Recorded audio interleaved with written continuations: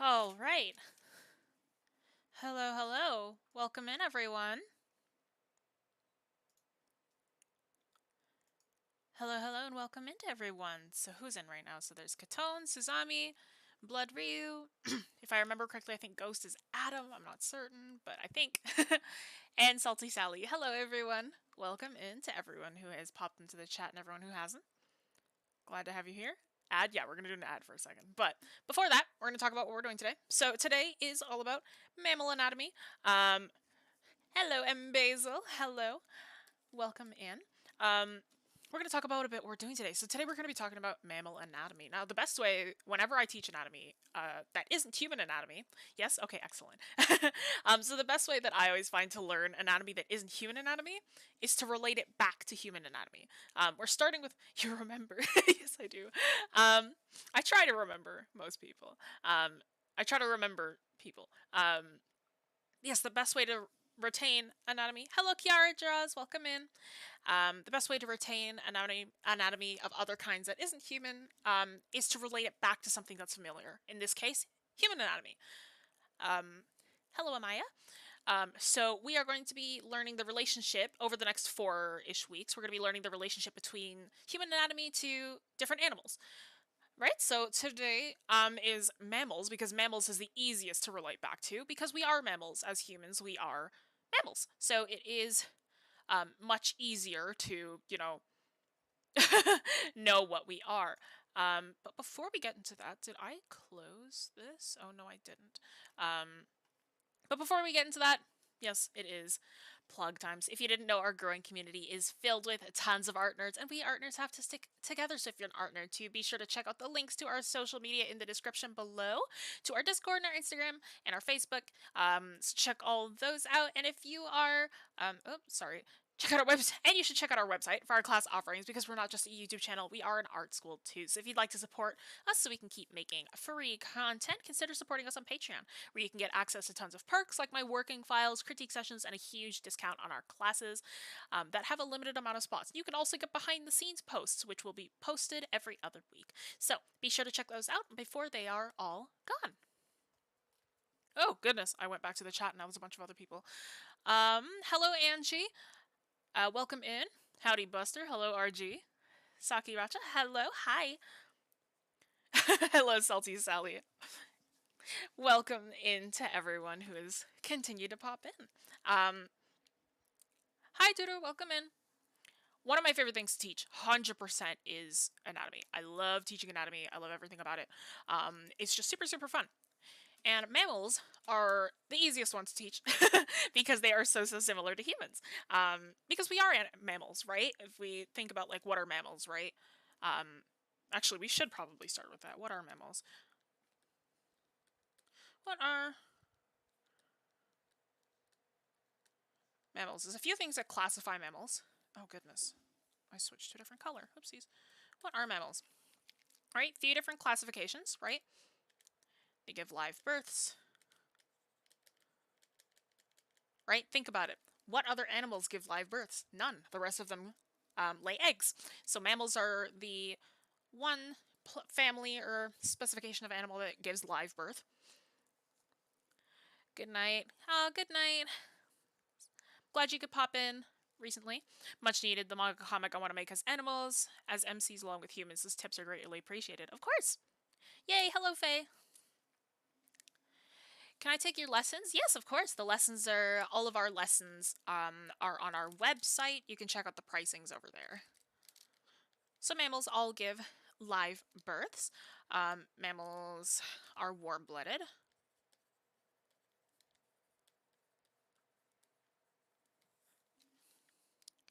Yes, I'm looking forward to this as well. So am I. I love teaching anatomy. I always kind of geek out when it comes to mammal anatomy because it's always so much fun. So mammals, two kind of very specific classifications are, they're live births and they're warm-blooded, right? It's a classification of animal, right? You can think of other mammals, dogs, cats. Birds are birds. They're not mammals. Bears, deer, dolphins, bats. Those are all mammals. Art and biology lessons combined. Yes, absolutely. If this whole art thing didn't work out, two of my backups were zoology and psychology. So I love this kind of you know, animal stuff. Hello, tea lover. Welcome in. So what are mammals? These are what mammals are. The best thing about them as well is we are mammals.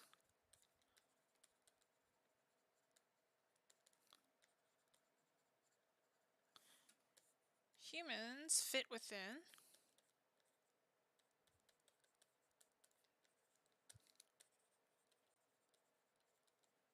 mammalian classification.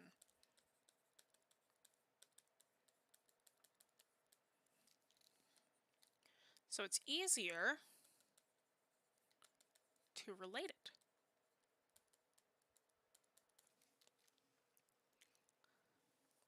Yes, platypus are the only mammal.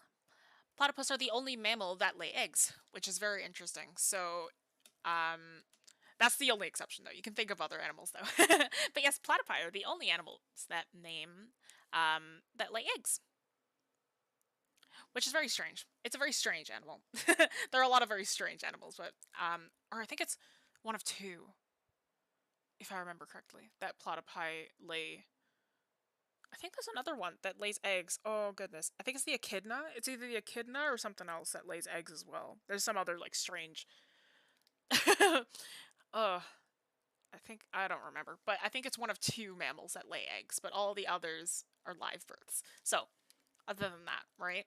It's like today we're going over mammals, but we're not going to be going over dolphins or bats. I would have done a bat. I would have gone over bats if that was what won the poll, but because it didn't, platypus imposter. Because it didn't, we're going to be going over bats and we're going to lump them in with the birds because it's easier to teach the anatomy of that because they have wings, right? So it's a little bit easier to teach it then. Hello, Angela. Welcome in, Angela Coy. Did you know that platypus are classified as mammals because they have fur and feed their babies with milk? Yep. The first time I've heard of plural of platypus. Yeah. Platypus or platypi. Yeah, platypuses. Some people say platypuses, some people say platypi. Honestly, I'm going to be legit with you. I don't know the actual thing. But I've always said platypi. Okay. So there are tons of similarities between mammals and humans. The number one thing that we want to kind of refer to is the bone structure. We saw a couple people that wanted to know how to draw bones. I'm not going to go extensively how to draw bones, but it's a great way to kind of compare the two. Structure. So bone structure, right?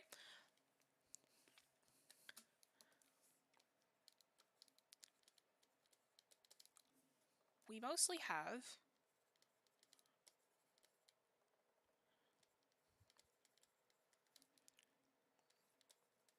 generally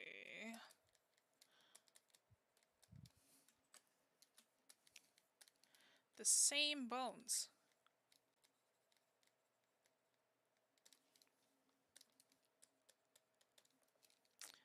Just shifted or resized.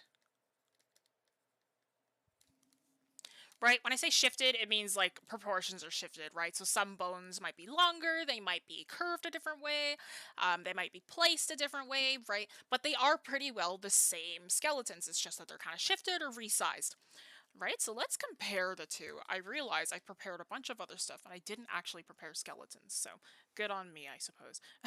Human skeleton. So let's look at the human skeleton for a second, right? I'm gonna use dogs a lot, by the way. So I'm gonna use a lot of dogs for this one because dogs are the easiest one to use. So let's take this human skeleton, right? Look at this skelly boy. Actually, you can tell if it's male or female depending on the amount of ribs. Your chromosomes, hand them over. Knowing bone structures are important things when it comes to medicine. Yes, indeed. So human skeleton. Let's look up a dog skeleton. Oh, I already did. LOL. Let's do another one. Oh, here, actually, you know what? I'm gonna sidetrack for a second. Look how, like, annoying. This annoys me so much, okay? This is not bone. The ears are not bone. Why is the facial fat bone? I hate this. It makes me annoyed. Okay, that's enough of that. Let's get to an actual dog skeleton. For a minute. A hot minute here. This is a human skeleton, dog skeleton, right? If you compare the two... Oh, goodness. Can I wand this? How well can I want this? Oh my. Are they both on the same, like, layer? Oh, it's because it's referencing the canvas. That's why. I'm just trying to get rid of all this white around it. Just so I can do that. There we go. Alright. So the two are actually quite similar. Do I study medicine? Nope. Nose isn't bone, but what the heck? Yeah, no, I hate it all. I hate it all. Bones are made of cartilage, by the way. Bones and ears are cartilage. An edible kind of bone. It's like floppy bones. My mom eats them. I don't get it. But she likes cartilage and she eats it. So I'm like, my mother's a bone eater. Nope, this is in the wrong layer as well. Okay. Ears are cartilage. Yes, ears are cartilage. My mother eats cartilage. So, sorry, I've said so a bajillion times. So let's talk about how similar these two are, right?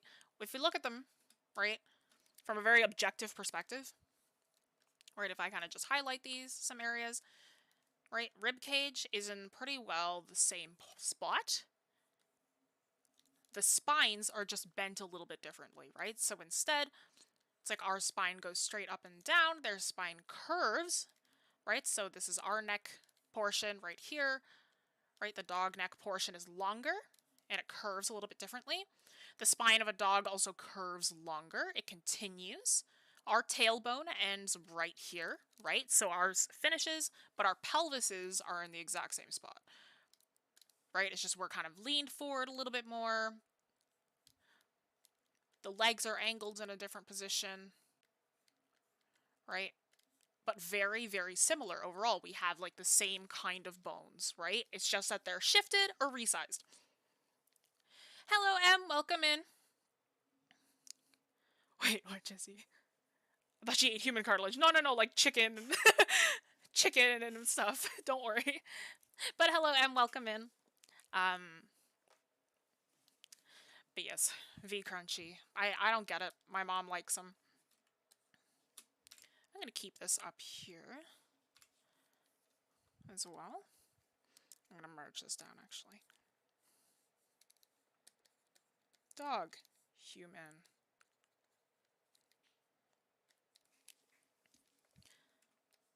Right, so bone structure, we generally have the same bones. They're just shifted or resized. There are some very specific points. Alright, how am I going to space this? Because I don't want to... Oh, here, actually, I'm going to fill this space up with the tailbone. I was going to do that later, but I'll do it now, right? Tailbones.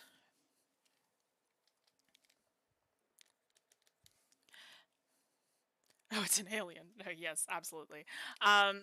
So tailbones, right? I talked about it a little bit. Tailbones, we do have them. Humans do have them.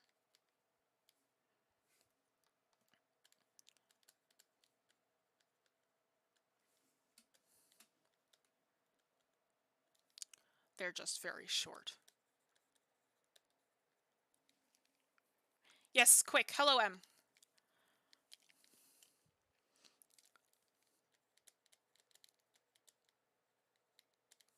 It's very short. Yo, yo, yo. Hello. You lost all your brushes and clip, but finally got some new ones. Oh, excellent. I just recently downloaded a bunch of new, like, professional Kyle brushes in Photoshop, and I'm obsessed. I love them so much. It's just an extension of the spine. Yes, it is. The tailbone.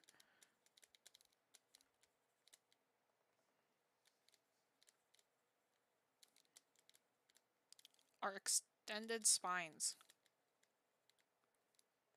Extended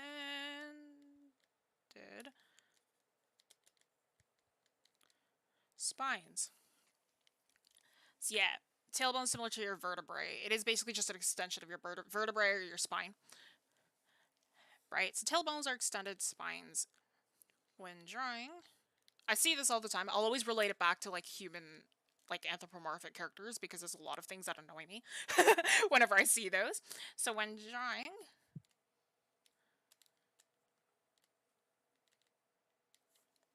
blended characters,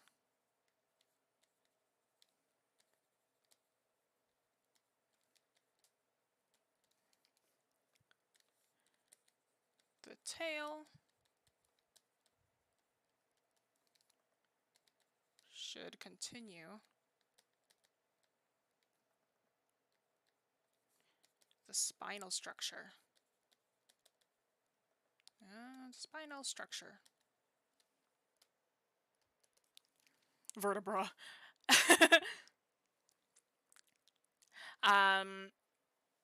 Tailbones hurt. Yes, so if you actually want to know where your tailbone is, if you fall like flat on your butt, it's not exactly on your butt, but it's a little bit higher than that. If you can kind of feel it. So it's like a slightly harder section, right?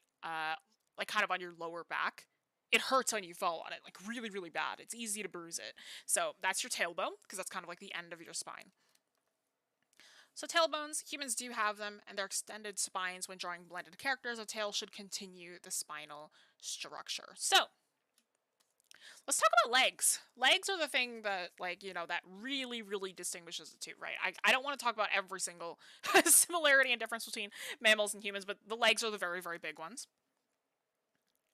Right, we'll compare skulls afterwards as well, and teeth and different things like that. But legs, very, very big, right? So one type of leg structure that we have is a plantigrade leg. G-R-A-D-E. Plantigrade. Do not sleep on your tailbone. Yes, no, don't do that.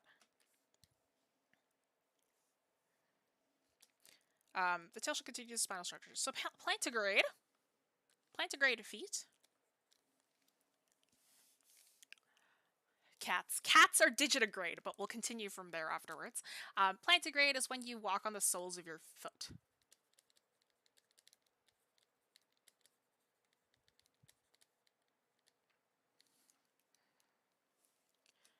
Remember that time when I drew cat legs wrong? LMAO. Understandable. But hello, welcome in, Amarilla. Glad to have you here. So walk on the soles of your feet.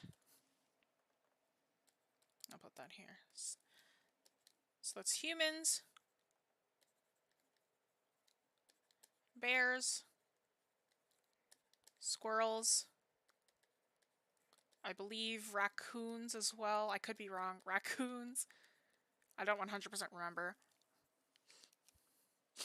The coccyx. Possibly, yeah. We were still in the studio back then. Ah, yes. Oh, Angela. Yes, sorry. I didn't put two and two together. Yes, hello, Angela. Angela used to be one of my live students. I think you still have a, like, traditional illustration by me that you bought. Interesting. So you have, like, a... like an ink drawing by me. So plantigrades are when you walk on the soles of your feet. Right, I'm going to be drawing a bunch of them off to the side. So plantigrade, if I had to kind of draw them. So if this was our calf, I'm going to draw them from the sides. This is our calf.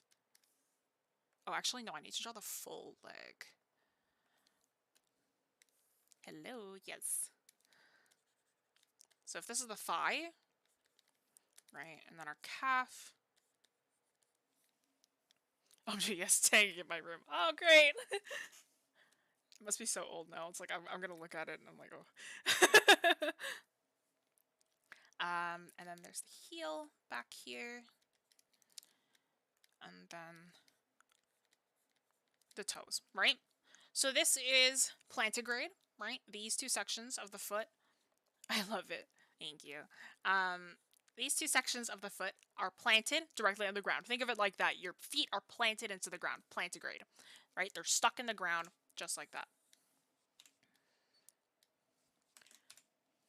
So this is plantigrade.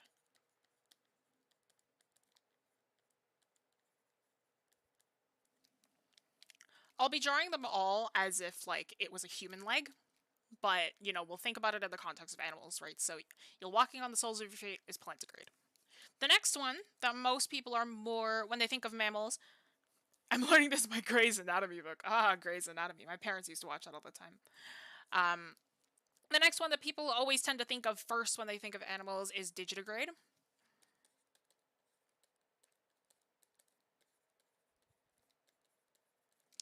Digitigrades. So that's an animal.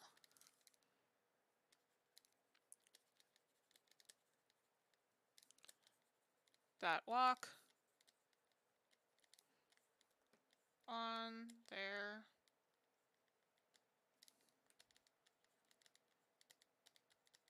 digits or their toes. So a digitigrade is an animal that walks on their toes or their digits, right? So that's dogs, that's cats, that's actually I should write that down. So that's dogs. Dogs and cats are the two most notable ones. It's seen mostly with dogs and cats. Sorry, it's just like now I've like blanked. I'm like, what else did they do? But yes, the animals that walk on their digits or toes. So dogs and cats, right? I could continue with wolves, foxes, whatever, but those are all within like the dog family. Or like cats, like lions and tigers and all that, but they're all within the. Actually, I think tigers are plantigrade.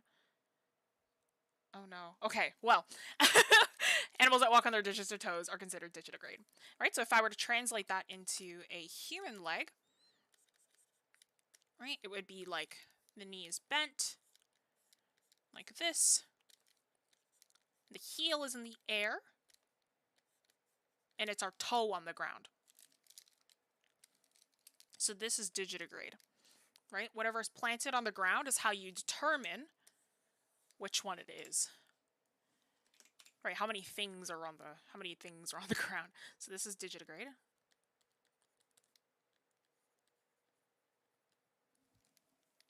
If I were to draw this as an animal leg, right? Like I mentioned before, we have generally the same bones. It's just shifted or resized. So how it's adjusted with an animal, right? Let's say if I took a dog or something, right? Is now it would be bent a little bit further back. This one is longer. And the paw is like that, right? So think of this section of like a dog or a cat's leg as like the heel of the foot, right? It's just now it's longer. And the paw is just toes, right? That's the toe beans, right? The paw is just the toes. So if you stood on your tippy toes, similar kind of structure. The foot looks like a horse face for some reason. Oh, I see it. Yeah, I could see that. This thigh is actually a little bit too short. It's okay. I don't need to worry about that. I say within an anatomy stream. We don't need to worry about the anatomy in an anatomy stream. Okay, let me make this longer. Edit, canvas size. Let's make this like 6,000. Oh. Oh, it's because I saved this as a PSD. LOL. Okay. Okay. So paws are toes. Yes. Paws are just toes. At least you'll hear about the last one. So, the last one that almost nobody knows the name of. This one's a weird one to spell, so I have to look at it. Is Unguligrade. Unguligrade. I could be pronouncing that wrong. I'm not sure. I've only read it. I'm sorry if I offend. No. Absolutely, I agree. So plantigrade, digitigrade, and unguligrade, right? Those are the three kind of main ones that I wanted to bring up. Digitigrade, tiptoeing in. Interesting presentation. Thank you. Hello, possible cat. Welcome into the stream. So unguligrades. Tardigrade, I believe, is that's an actual animal. That's not a type of, like, is it? Wait, am I dumb? Right? Yeah, it's just an animal. Tardigrade is an animal. These are legs. So it's not just that it ends in grade. Don't worry. But yeah, so an unguligrade are walking on hooves or nails. Actually, walking on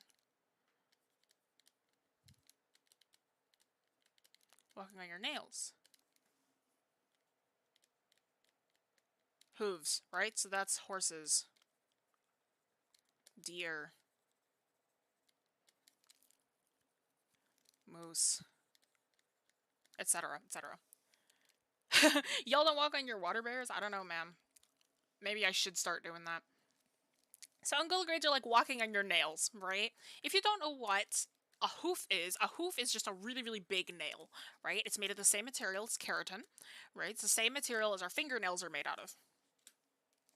So if you didn't know, horses and deers and everything just walk on their tail, on their toes.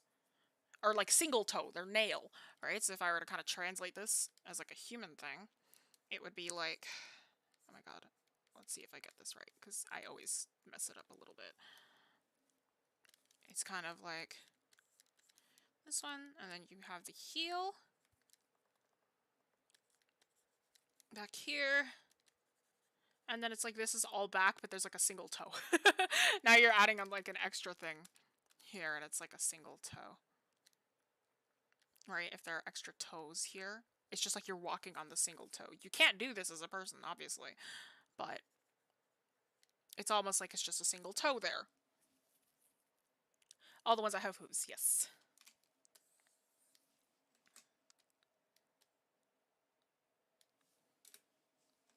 So this is Unguligrade.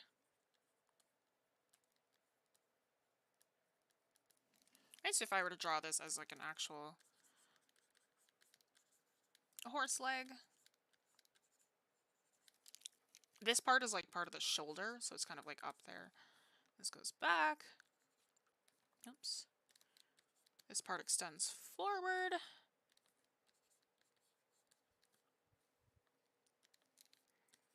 This part is like the little bit here before the hoof.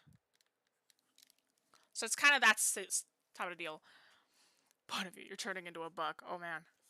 Imagine a human walking on a toe. Oh no. Dogs learned everything they know from cats. Perhaps. You may be a little bit biased because you are a possible cat, but I vibe with it. Right, so if you were to kind of think of it like that, right, person walking on their toes, just their single toe, right? So that's kind of what an unguligrade is.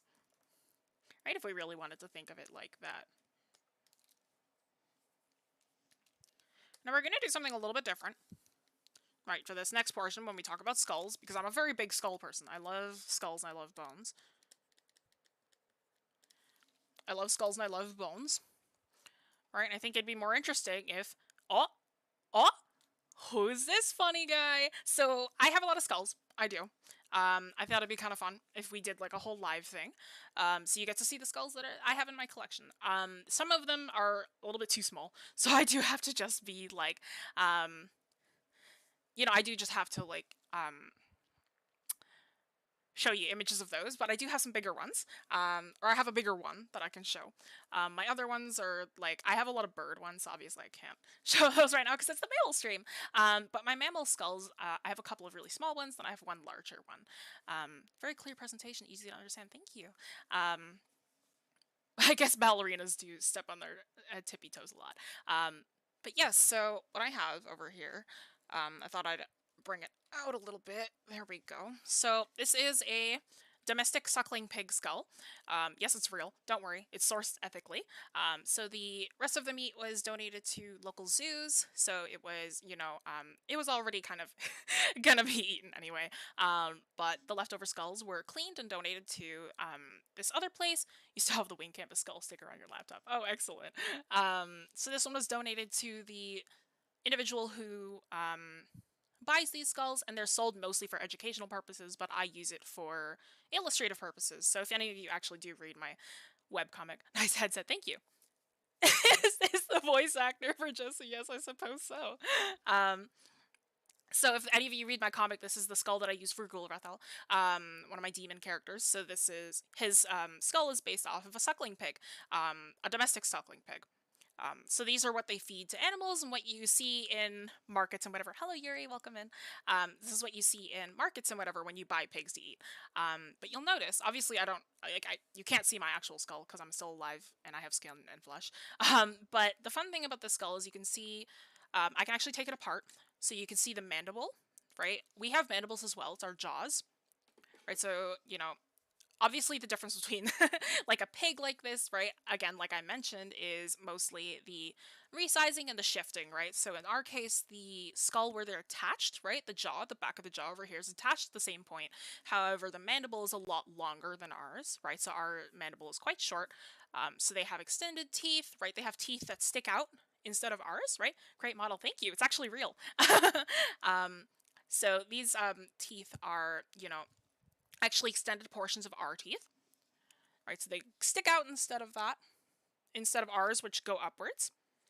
Another fun thing that you'll notice is that some animals, right, you know, with us, our eyes are directly in the front, right? If you look at a human skull, right, our eyes are directly on the front side of the face. However, it's a little bit different with the pig skulls. So with pigs and a lot of other animals, like dogs and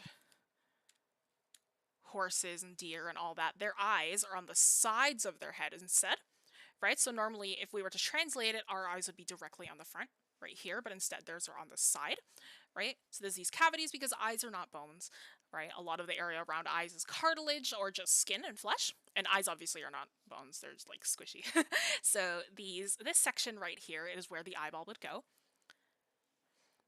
This blows my mind, a moose walking on its nails. I never thought about it that way. Yeah. So do all mammals have the same amount of teeth? No, I was actually going to get into that when I bring out my muskrat and my stoat. But those ones are a little bit smaller, so I do have to just show images. But this one I can, because my camera kind of sucks. So I can show the full live model of this one. Another one that we did talk about, because we talked about cartilage a little bit, is the nose, right? So again, same deal. Ours are all kind of on a flat plane, right? Humans, we all have like all of our facial features and all of our stuff is on like the same kind of flat plane, but in this case, it's almost extended, right? Because the skull is extended. So this little cavity right here is the nose cavity, the nasal cavity. Why isn't the nose ever depicted? Is because it's cartilage, it's not like hard bones. So the same deal here, right? If you see like a pig's nose, right, it's squishy and soft, right? So obviously you won't see the nose here, but the cavity is actually the exact same shape. So it's kind of like a heart, right? I believe it opens back up here, right? You can kind of feel it. Where it gets a little bit harder on the top of your face, right? So it's kind of right here, and then it becomes squishy down here. But it's the same kind of heart shape that opens up into two nostrils. So same kind of shape with the pig, right? Same kind of heart shape, nostrils kind of deal, right? So let's switch back to my screen. Because we are done with the live demonstration, but there you go, you got to see my face. I figured it was about time to see what I look like. But yeah, so let's switch to the muskrat. So this is an actual skull that I have as well. Muskrats they kind of look like beavers. You'll see some people are like, what's the difference between a muskrat and a beaver?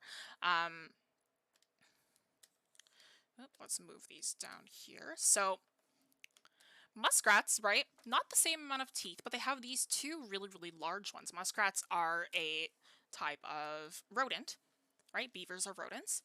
So they have these very large teeth up at the front, but you'll notice they have no canines, right? A canine is, you know, your kind of fangs, right? Your fangs, your things that help you kind of rip and tear into meat. Muskrats don't have that because they're vegetarians, all right? They are vegetarians, vegans. Those are the two things that come into my brain.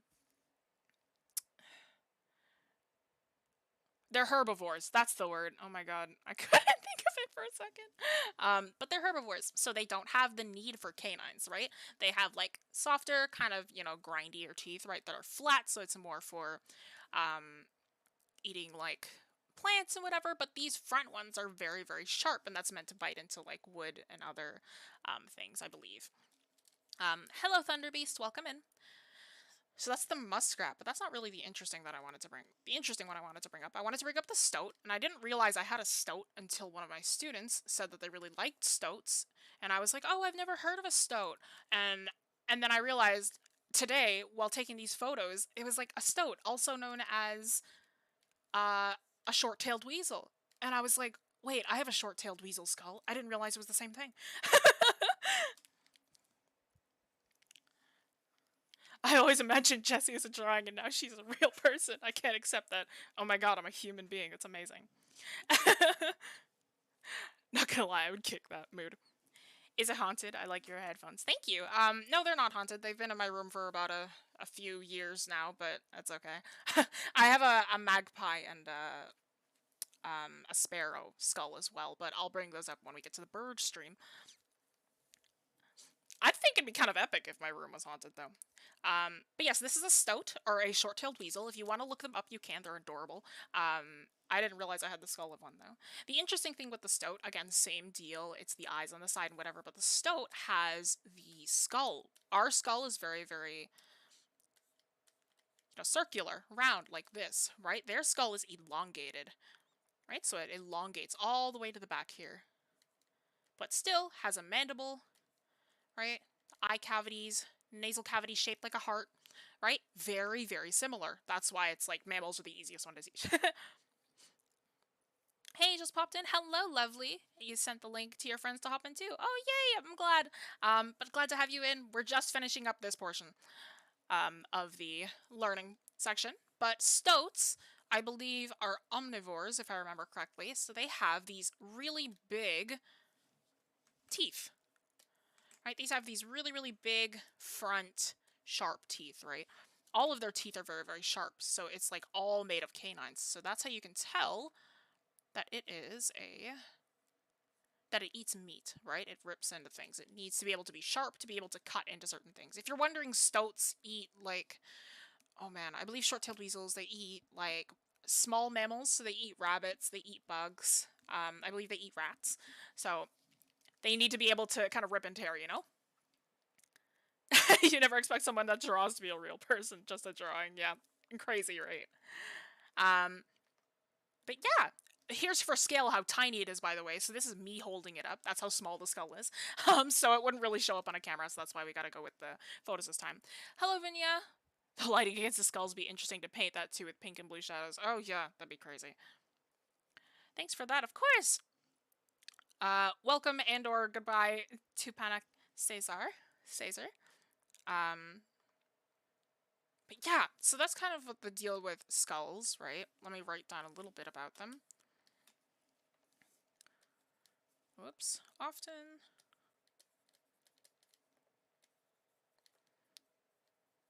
Very similar structure.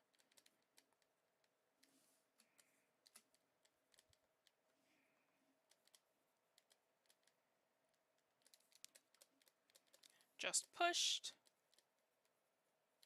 or pulled.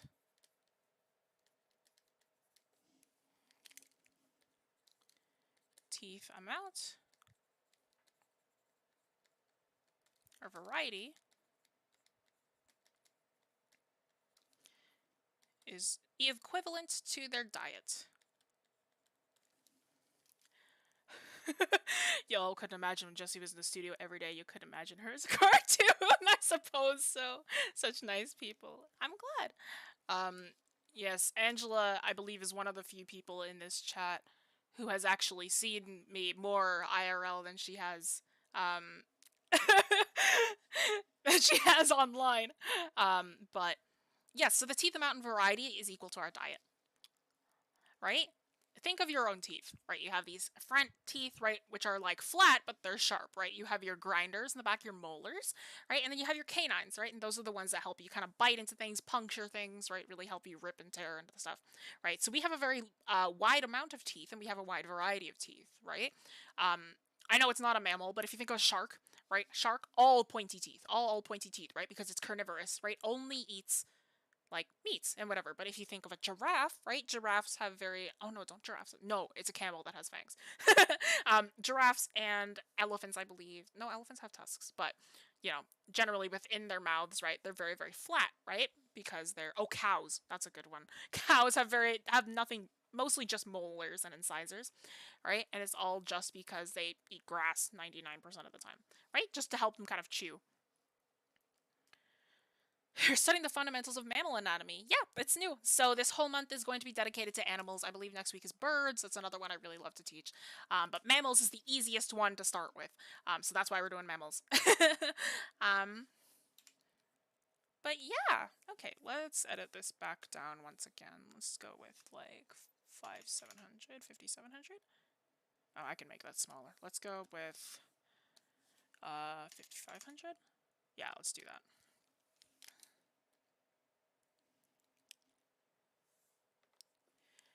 It's about I forgot giraffes for mammals. There's a lot of mammals, don't worry. There's more fish, but there's a lot of mammals, don't worry about it. I think fish is going to be the hardest one to teach. I'm so bad at teaching about fish, but it's okay. Animal anatomy is the most fun, Adam. Don't worry about it. You're very knowledgeable, and this is quite useful. I have to go and feed my cats. Take care. I'm glad you could join. Regardless, if you have to leave early, the replay will always be available if you ever want to see it again. But yeah, absolutely.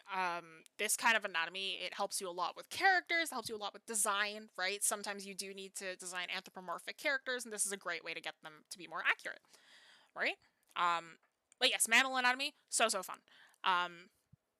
It's 4:40, so, and we're pretty much done with the written portion, so let's get into the illustrated portion. Fish equal fun worms. I suppose so. It's just that it's hard to kind of relate the, what's it called? Oopsies. It's kind of hard to relate the anatomy back to a human. Let's go to 3000 by 400 right now. Actually, we can make that a little bit shorter. Okay. Actually, let's just make the width longer. I don't like making it smaller. Oh, yeah, OCs are original characters. So I'm answering it, but it would have been delayed anyway. It's okay. Yes, so if you took part in the poll, which I posted a little bit late, I'm sorry, or I did a reminder of kind of late in the Discord. But if you saw in the poll, everyone see I put up a bunch of different animals or mammals that I would be able to interpret this time around. Arctic fox one, I kind of figured it would. The Arctic fox is a digitigrade animal.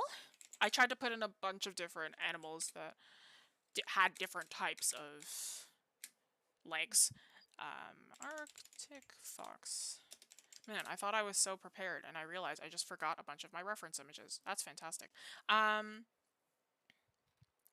But I kept on mentioning, you know, anthropomorphic characters, and what better way to show the relation between, you know, an animal and a human than to draw, you know, an anthropomorphic character. Because I used to do them, like, all the time, anyway.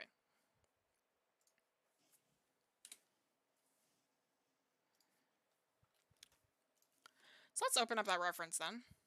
Oopsie doopsie. I don't usually need a lot of room for layers of the navigator.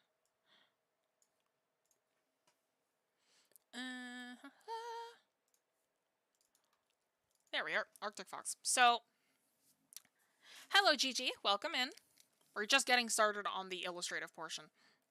So we just finished talking about all the different things that we kind of want to keep in mind when it comes to mammal anatomy, right? That is kind of similar towards human anatomy, right? There's so much you could talk about when it comes to animal anatomy, but I kind of just want to focus on the stuff that is a little more comparative, right? That might be a little more useful when it comes to actually drawing them. Because people always have issues with the legs and the and the tails and where they're supposed to go, right? So the number one thing that you want to think about when you're drawing characters like this, right, is you want to kind of understand what portions you're going to blend and what portions you're going to keep the same. So often I usually keep the upper body kind of similar, minus the ears, right? Can you do Mo as an Arctic fox, please? Has chat give me permission to redraw one of my own OCs as a different way?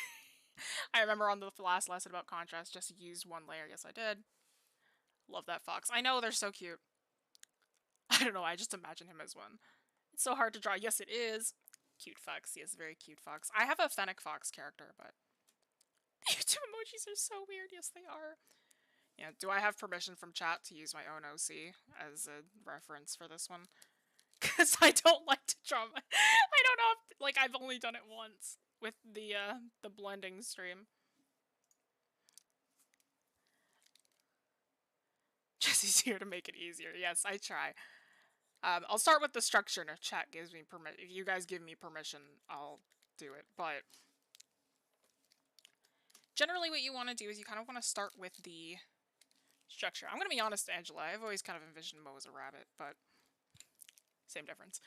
Do it, yes.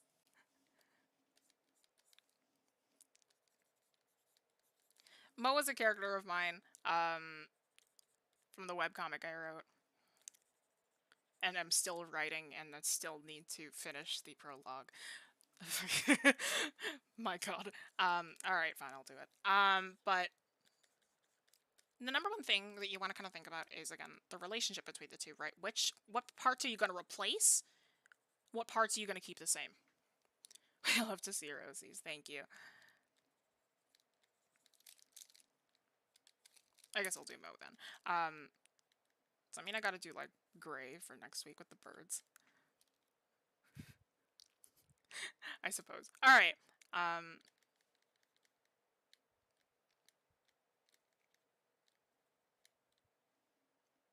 always begin with a circle. Oh, absolutely.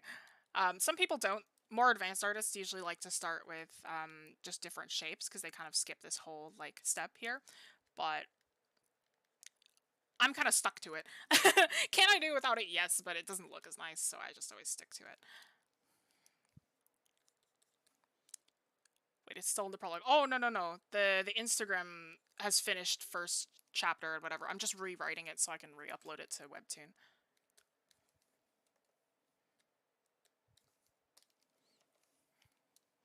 Great with birds. Great with birds.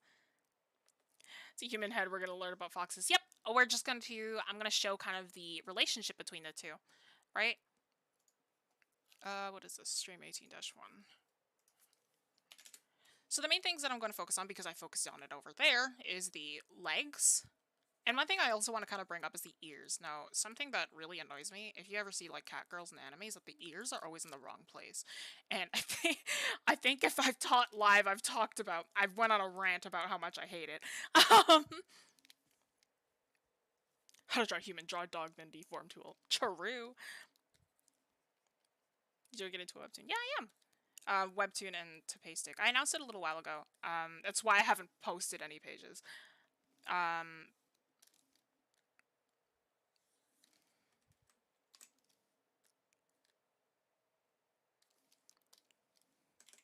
But yeah, so where it starts to differ is around the hips, right? The hip kind of area is, you know... I just joined. Hello! My cat Pumpkin is sleeping with me. He's attacking my legs. Oh, I understand. But hello. I don't know how to pronounce that name. I'm assuming that's Creamy Gotcha, but hello. Welcome in. Where it starts to differ is with the legs, right? Because now we have to incorporate digitigrade legs on a human, which is not digitigrade, it's plantigrade, right? So we need to kind of think about how we can translate that with the pelvis and the thighs. So, especially with something like a fox, the haunches tend to be quite large compared to the rest of the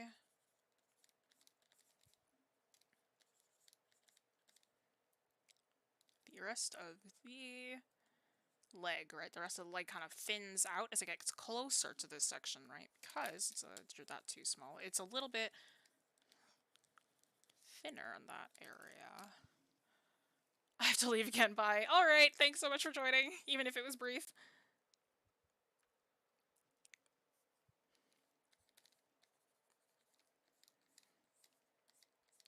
It's quite thin down here. I like to stylize it a little bit to make it very, very thin, depending on the character. Sometimes, you know, because there isn't a lot of, think of it similarly to an ankle, right? Your ankles really don't have a lot of fat or meat on them.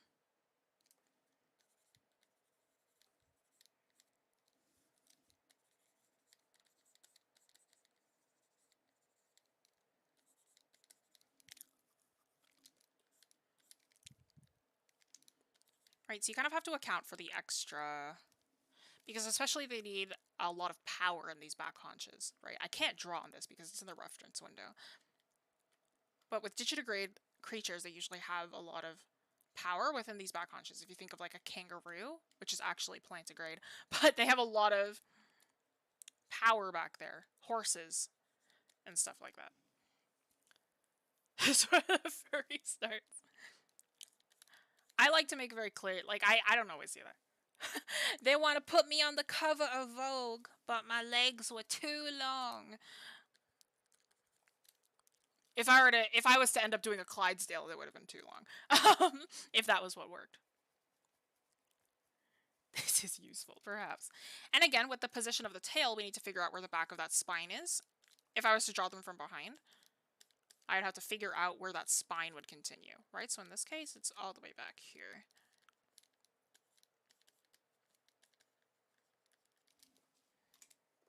Oops. We're not going to use the text tool. We will never use the text tool because I refuse to.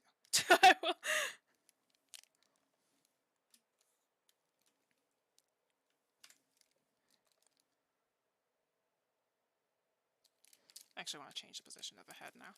It's looking good. Thank you, JVA. Welcome in. I want to change the position of the head now. LOL. Don't do this.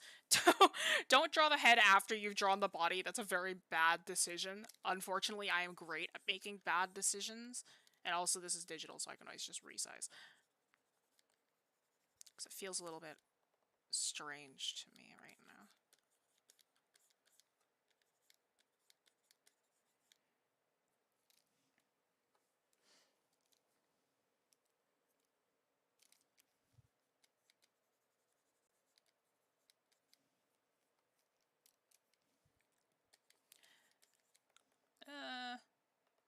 Yeah, okay.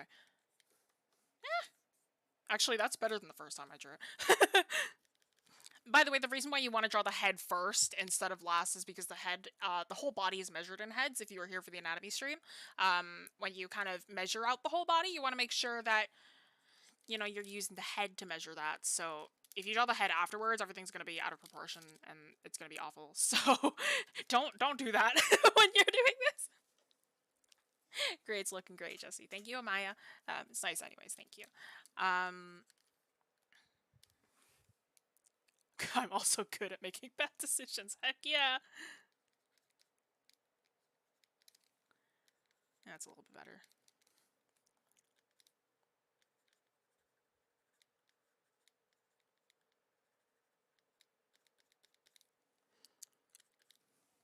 Oopsie doopsie. I am, for some reason, not able to draw today. But the next portion that's going to be fairly animal-esque is the ears, right? And the ears, like I kind of mentioned briefly, they always annoy me when people draw them wrong. Zootopia did it right, right? When they had, like, Judy answer the phone, or she had headphones or earbuds, and they were actually where her ears are. And you know what I mean? Right? They did it right there.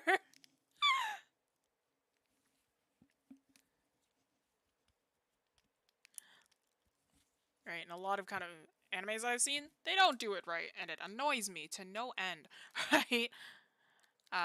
Or a lot of, like, Neko drawings or whatever, right? It's like, do what you want, but, like, you know, it's just, in the back of my mind, I'm just like, that's not where they go, right? So the best way to kind of blend them is to understand where the ear canal comes from, right? On a full kind of animal, right, the ear canal will come up from the interior and up out the top, right? On a human, our ear canals are out here. What does that mean? We gotta translate it. So the ears will actually come all the way down here. And they will be large. They will be large. These ears are kind of rounded, actually, so we want to do that.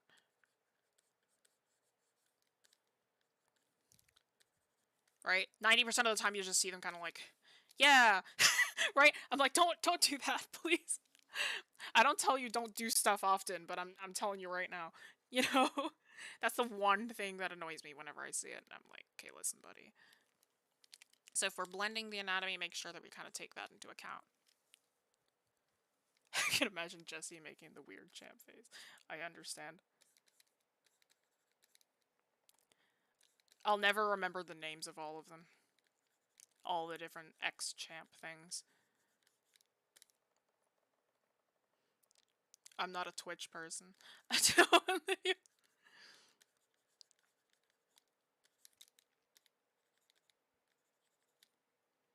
Now this is harder with the hair tied up, because then I can't, like, cover it on the sides, huh? Oh man, I've given myself a challenge. Still armless? Yeah, the arms are gonna stay the same. I regret doing that. Yes, you should. Yes, you should.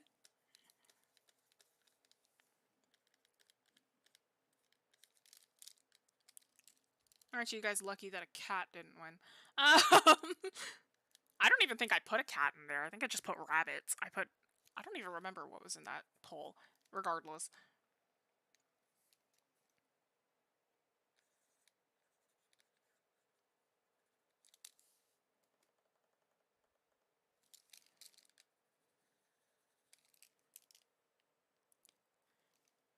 RG, I swear. Don't. Don't. Please. Hello, Gabriel R. Foxman. Welcome in.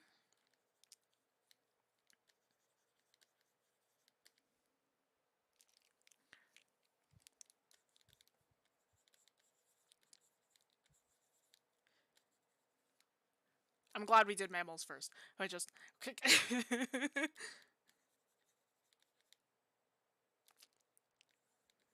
We can get to the bird people next week. I love drawing wings, dude.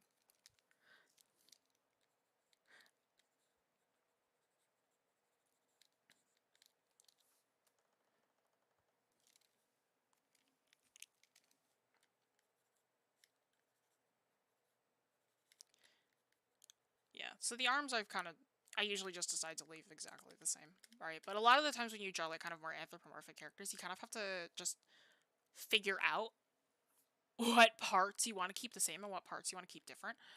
Or what parts you want to blend with human anatomy and which ones you don't. Right, a lot of the times that ends up just kind of being like the ears and like the bottom half, right? Very similar to a centaur. I can't draw wing. I'll make it easy next week, don't worry. Wings are very, very fun to do. I really hope you're getting paid for this. It's my job, so I mean. Okay. That's good enough for the sketch. Let's go on to the lines. Now, I'm half sad because I don't have access to my really, really sharp brush that I just got in Photoshop, but it's okay. The MediBang brushes are really sharp too, which is nice. I'm gonna line this one. Whee! I'm kind of feeling something sharper today. Because I've been really having fun with sharp line art recently. Very LOL. I don't know, man. This doesn't always, like, I have, like, a very... For me, there's always a strong distinction between, like, furry and just anthropomorphic. That's just my brain, anyway. Because it's, like, furries tend to be, like, the full, like, they really... Like, if we were to kind of ratio it, whenever I see a furry, I think of, like, 80% animal, 80% human, like, 20% human, maybe less. But then it's, like, with these kinds of designs, it's, like, kind of flipped, so it's, like, 80% human, 20% animal, or whatever. The largest ratio maybe being, like, 50-50. Nothing wrong with furries. Do whatever the heck you want. It's just how it always is in my brain. I also need to draw wings. I have an RP thing that needs wings. Yes, I love drawing wings. I have to draw them all the time. Can you really be called a furry when your main OC can be summed up as a meat clown? Mine is a sad 12-year-old, so I mean, I understand. Replace Pepe face.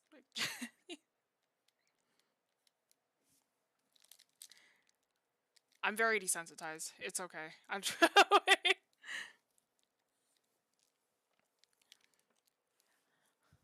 Hello, Biomimino. Welcome in.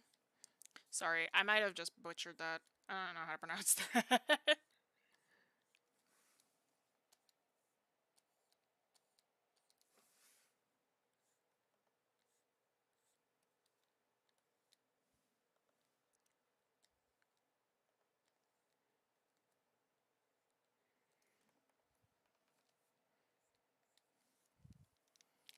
Digitigrade humanoids, yes. There's the scientific name. Thank you, Angela. Okay, wait.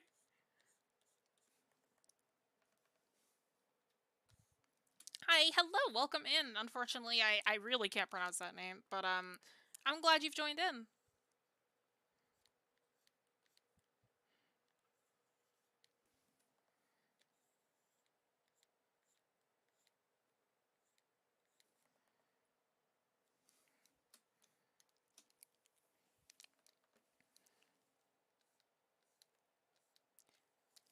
I welcome you in regardless if I can pronounce your name or not.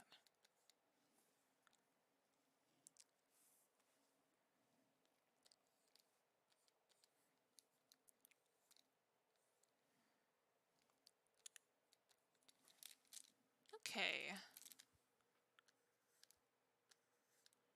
Oh, I'll show you my lining technique for fur as well, because I like to render out fur, but it's like because there's a very quick way to do it, and other people kind of struggle with it, so I'm like, please. Speed. Hello, newbie. Welcome in. Nice draw. Thank you. Memino. Okay. Gotcha. Thank you.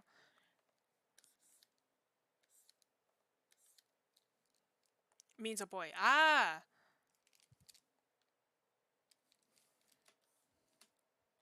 What language is that? One day I want to continue learning French just so I can have like a second language kind of in my roster. Because right now I have like English and broken French. So I mean, I can read French pretty well. I just can't like speak it. I love your line art. Thank you. How do we know that you're really drawing right now and that it's not a background video and then you comment on top? Because I can write what I'm saying.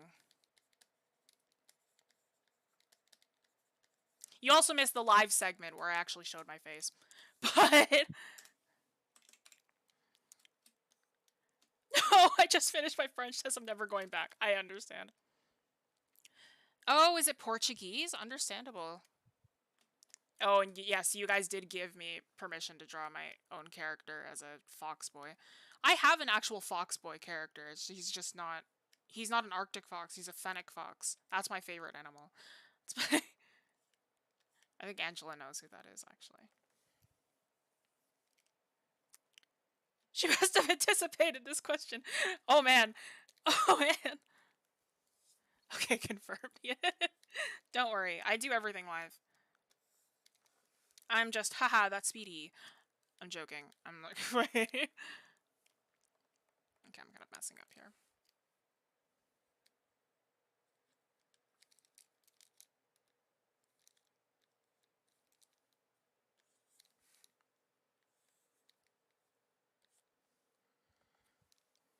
Speak a little Portuguese. I see. I took French classes back in the days. I'm still learning it right now. Oh, nice. German's a little hard. I have a friend who speaks German.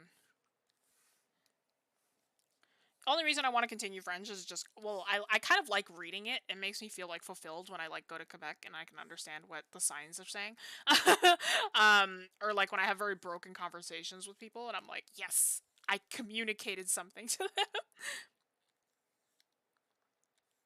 But if I had to learn another language, it'd probably be Tagalog, because like I'm Filipino, right? So it's like, and like half my family speaks it, so I'm like, oh, it'd be kind of nice to learn, I suppose. I know a few words, I can't read it, and I can't really speak it, so. But I understand when I hear it, so I'm like I can identify it if I hear it. I'm like, oh yes, that's Filipino.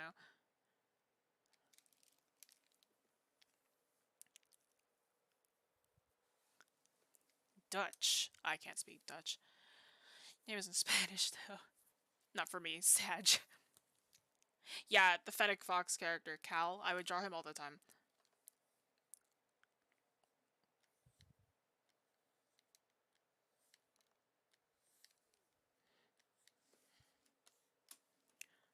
Oh, you're Latin. I am Chinese Filipino. My dad is Chinese, but he was born in Jamaica, so I have Jamaican cousins. And my mom was Filipino. Her mom was... My grandmother is Filipino Spanish, and my mom's dad is Filipino German. So I've got like a lot of heritage, but I grew up in Canada, so I didn't really absorb much of it. Oh, actually, let me show you how to do this. So usually it's very nice you want to turn down your correction when you're doing kind of fluff, so you can get quicker movements. It's usually easier to draw kind of just smaller lines for fuzz and whatever. Alright, so you kind of give you the impression of something fuzzy. Usually you don't want to do just big kind of like that, you know. It's usually nicer to have smaller little bumps. Nope, it's 505. Okay, wait, let me just finish the head, and then we can do mini plug. I'm just gonna keep the correction off, why not? Too lazy to turn it back on now. You had to learn 4 languages in school? That's so crazy. Will there be summer courses? Yes, so there will be summer courses. I'm teaching teen intensives this year. I believe I'm teaching figure drawing, character design, comic art, and character design. I think those are the 4 that I'm teaching. So I'm teaching intensives 2 weeks each. But there are regular classes that are happening. I'm just not teaching any of those, I don't think. I think my mentorship might still be running, but I'm not certain. Jessie, you speak Spanish? I do not. I speak Tagalog. No, I don't. I speak English. I speak English. I can recognize Tagalog. And I have Spanish heritage, but I cannot speak Spanish. My cousins from Jamaica can speak Spanish. I cannot. Goodness. So much. So many languages. También habla español. Oh, you're Brazilian? I understand. Yeah, no, don't worry. I am Canadian. That's about it. I mean, I have a bunch of heritage, it's just I can't speak any of it, you know? Which kind of sucks. And the only reason I know any French is because it was learned in school. Right? Canadian schools, we have to learn French.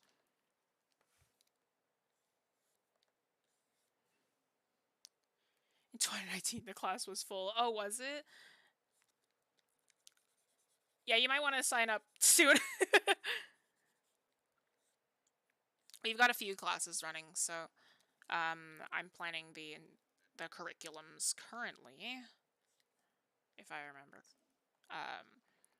But they've already been announced, so you should be able to kind of sign up for summer camps. And that goes for everyone else. If you ever wanted to join one of our summer camps, we have those, which are going to be running soon, very, very soon, in July. So if you'd like to join us for one of those, I will be teaching them along... I'll be teaching the teen intensives, so those are the more advanced classes, but there are classes for less experienced artists as well. My classes are always a little bit difficult, so I always like to teach the more difficult classes. I'm scared to flip this. Oh, actually, that's not too bad. It's just the mouth. That's a little bit skewed.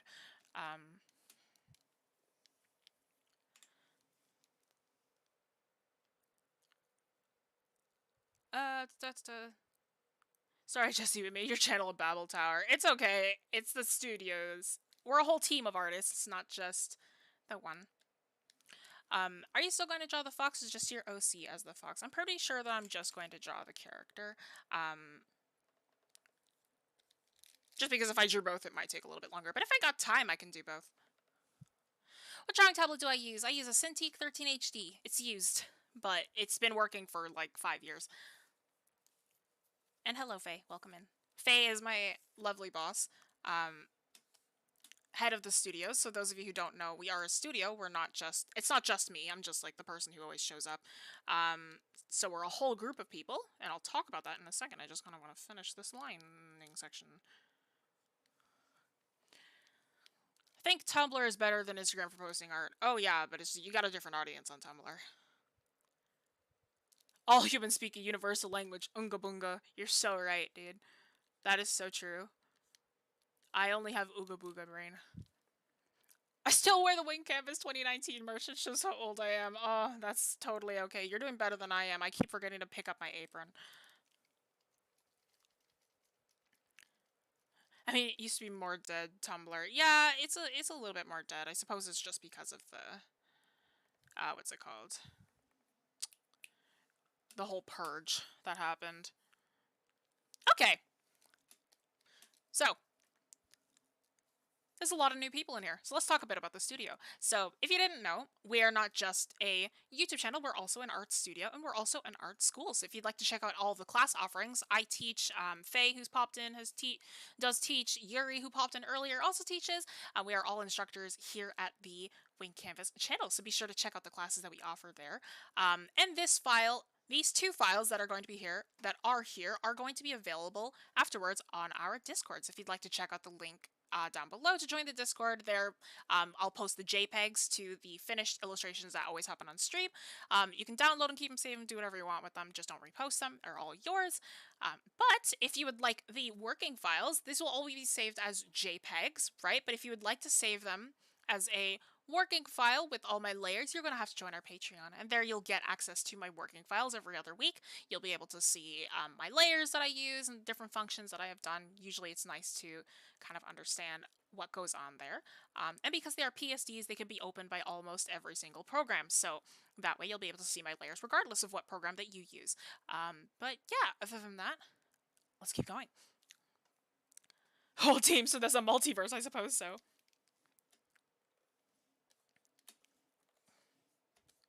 Tumblr got purged. It's like too squeaky clean now. Need to enter the server. Yes, join the server. It's an Arctic fox, so I think it makes sense if he had like a fuzzy coat, right? It's summer here. I know. I don't want to think about fuzzy coats, but here we are.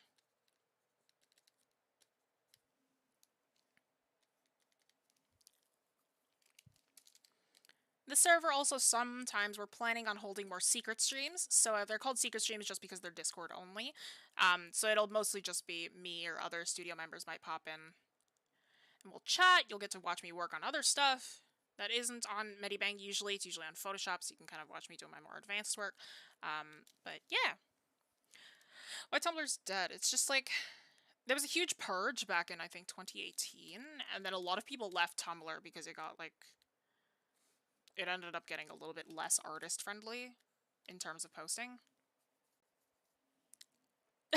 All this advertising makes me feel like following you everywhere now. Ah, yes, it's hypnosis. You should follow us everywhere. Join the art nerd community.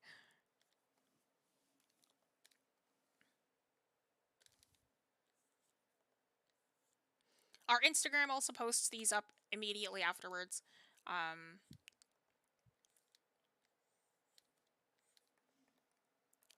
So you'll be able to see them on Instagram as well. I'm not sure about the Facebook, though. I don't use Facebook, so I don't... I'm not certain.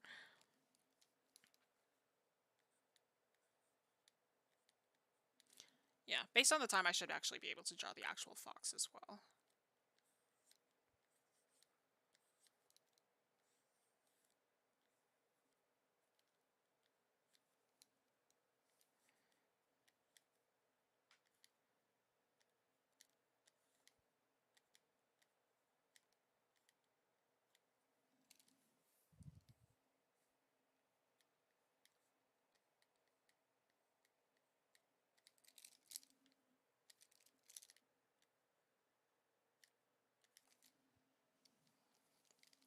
Okay.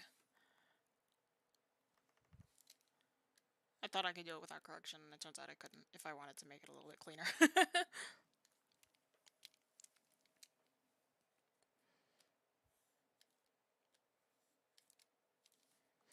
Yeah, the server's nice and chill, so it's not like crazy all the time. We share art on there, we talk sometimes. So join the little art nerd community.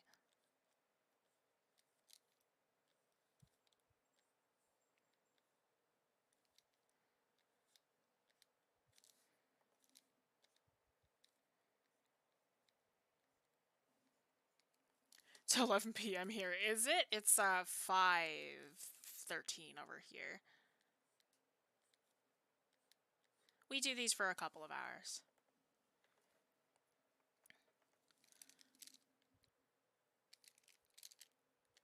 I'm trying to correct my sleep schedule. Like, I still stay up until, like, 2 every night, but, like, you know.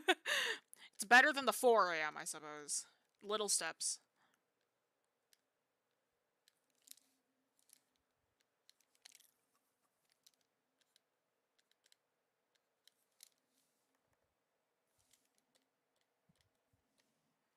It's 2:13 here in the afternoon.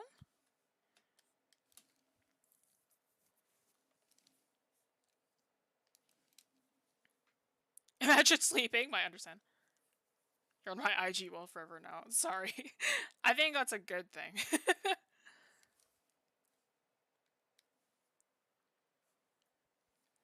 6:14 where you are. Past midnight for you. Very nice. Jessie, have you ever had a dream that you've been constantly repeating for a period of time, like dreaming the same? Oh, recurring dreams? I have never actually had a proper recurring dream before. Usually, there's like a theory that says that when you have a recurring dream, it means that there's an issue that you need to solve in your waking life.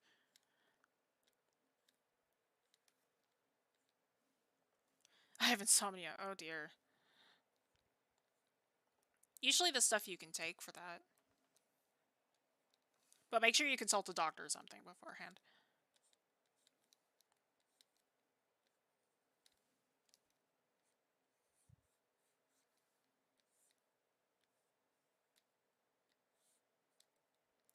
Fuzzy coat and shorts? Heck yeah, that's just the kind of person that Mo is. Like,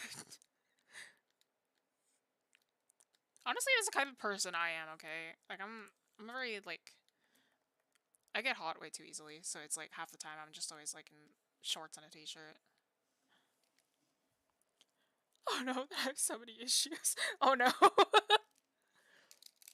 It's like, what I've heard is, like, your dreams are, like... They kind of are, like, translations for, like, what you in your waking life can't figure out. So it's like, if you dream about it, it's like, oh, your subconscious is trying to tell you something. That's what I've heard, anyway. How much do I believe in it? I don't know, but... I think dreams are cool. They're a great source of inspiration. If you have, like, really, really vivid dreams, I so recommend writing them down. Sally exercise. I've been exercising a lot, which is really weird, because, like, I never do. Or I never used to. So now I've been, like, exercising a lot. And I get upset when I don't get to exercise one day. Hello, Sleepy Bun. Welcome in.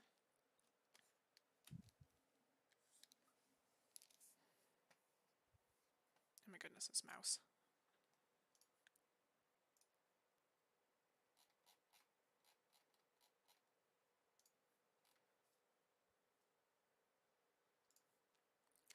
Okay. Really, all of my stories are based off of dreams. Excellent. Yeah, you'll never get more creative than, like, the subconscious. A really great way to simulate fur, by the way, guys, is, like, don't draw it, like, make the whole thing fuzzy. Usually that looks a little bit too extra, so what's nice is if you just add a couple of extra bumps in some areas. Right? Kind of like that. Maybe some extra fuzz in other areas, right? It doesn't make it feel too extra, but it kind of still gives off the idea that it's fur. We require the beans. Yes, the toe beans.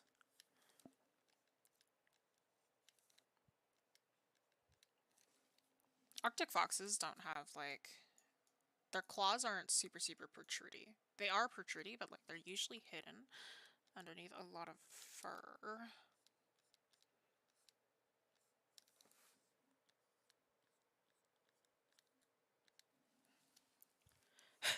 Beans. Baked beans!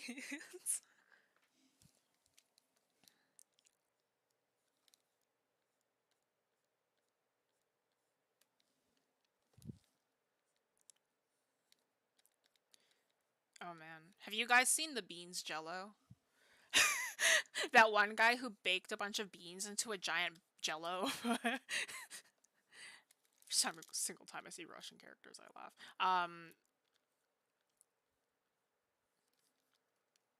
Like, have you seen that? Where, like, the guy, like made jello, and then he, like, made it out of beans, though? That was whack. I remember seeing that, and I was like, huh? And yet I still have it saved onto my phone. So, you know, who's the weird one here now? Confused streamer noises, mood.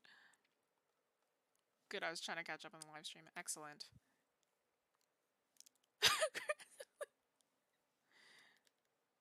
Mamma mia.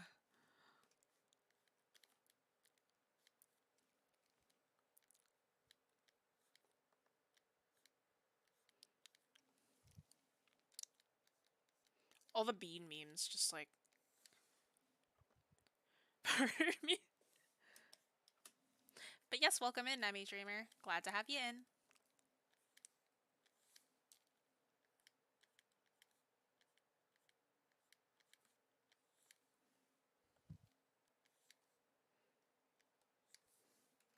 You can think of like this back thing as like the ankle almost, or like the slight pad before the toes. Jessie, how can I draw sketches outside? Like, it feels weird to go outside and start drawing something. Do you have any advice? Usually it's just kind of getting over it. A lot of my friends hate drawing publicly as well. I've gotten so used to it that it's like, it doesn't feel like a chore, but sometimes it's good if you kind of want to kind of get over that feeling of like feeling awkward drawing outside. A good way to do it is like find a quiet place to start first instead of a place with a lot of people. I usually like to draw around a lot of people, but if you feel awkward about it, usually it's nice to go into like kind of a forest or somewhere that's a little bit less populated first to start out, and then go into somewhere a little more populated. That's a little bit awkward, actually. We need to fix that. I'm going off of like different dog feet now. I'm like, that's not quite what I want, though.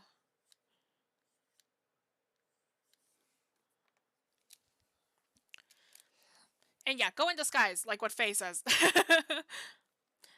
If you're shy and don't want people watching, usually wear some sunglasses, but don't mind the crowd. Yeah, I love crowds. I'm a big crowd person. So, like, I remember when I went to go and get my driver's license, I brought my sketchbook while I was waiting in line, and I had a bunch of, like, people just watching me draw. I was so fun. Some of them were, like, kids of the parents that were getting their licenses, or some of them were, like, workers that had to, like... I remember there was a woman who needed to renew her bus driving license. That was really cool. Or just not go outside at all. I mean... Looks like we have an Italian here. That's the one nationality I'm not.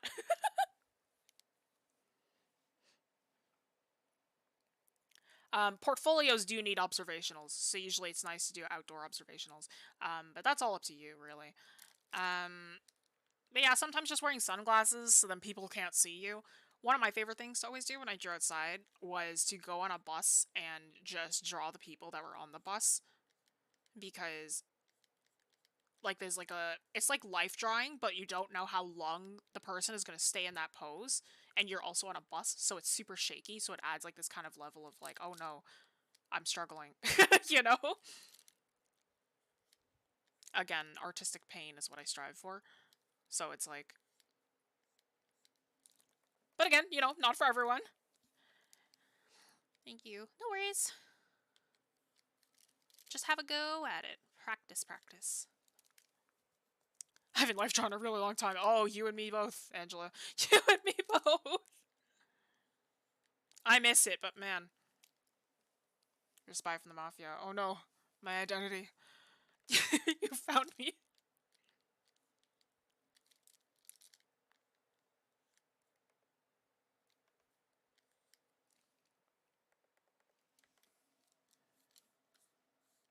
Okay. Oh yeah, 523. Oh yeah. If I keep this black and white, I should be able to do both.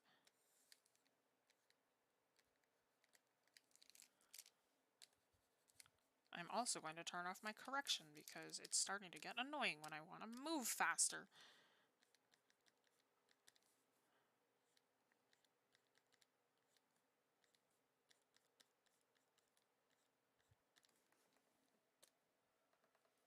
Because the tail is usually very, very fluffy. Actually, it's a little bit thinner, though. Playing Genshin. One of the current games that I don't know much about. The only reason I know anything about Genshin is either my students or my friends who do play Genshin. Or my brother.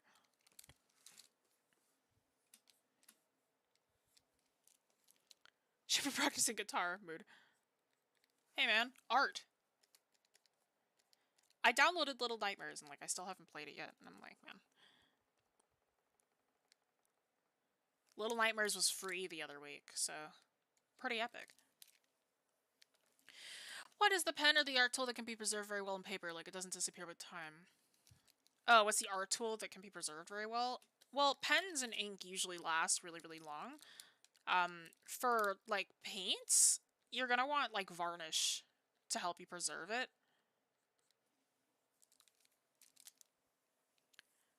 I love secretly drawing people on the subway. I haven't been on the subway in so long. I remember once I was caught by a dude while I was drawing on the bus. He looked at me and he was like, "Are you drawing me?" And I was like, yeah, is that okay?" And he was like, "Oh yeah, let me position myself so it's better." And I'm like, "Oh, okay." And I let him take a photo of it afterwards. He asked if he could keep it, and I was like, I'd rather if he just took a photo of it. Because I kind of want to keep the pages in my sketchbook, but that was a cool experience too. That was actually, that was on the way to one of the live wing canvas workshops that I did with a different instructor. It was to the school. It was like a summer thing. I had to travel like an hour by bus, and I got lost twice, but that was okay. It was a fun adventure, actually.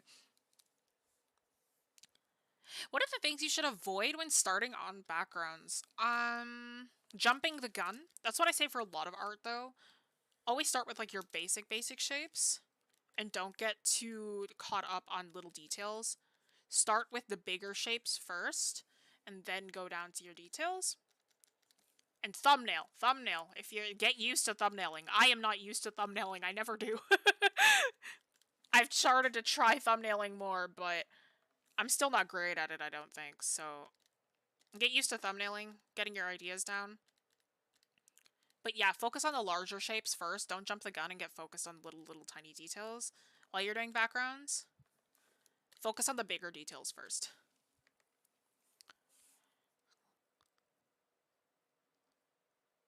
I always miss free game sales. It's okay. I was told that a game was free while I was teaching a class, and like I didn't see it until after I was done teaching, and I was like, I gotta download it now. You found a really cool dude. Thanks.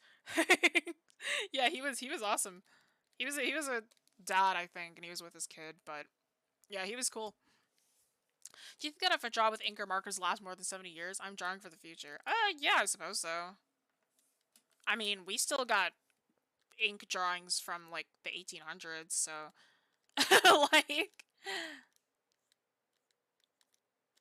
Don't think too far ahead. That'll leave you feeling too existential. It can get boring to think about it too much, too.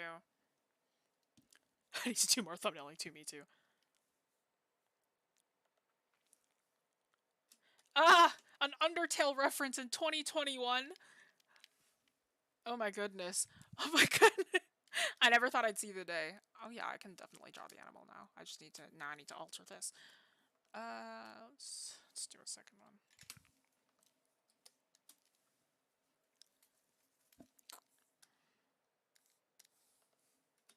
And the best way to kind of stylize an animal is kind of just take what you got and just exaggerate a little bit of what it is. When I grow up, I want to be Barack Obama. That's a pretty... I believe in you, man. That's a pretty epic goal.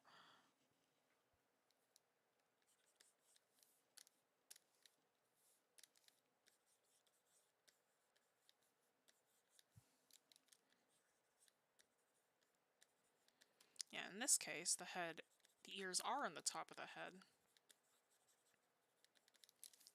The snout is a little bit smaller compared to bigger dogs.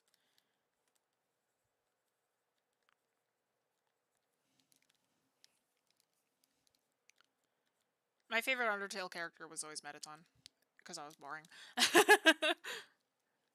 Everyone around me liked Sans, and I was like, listen, man.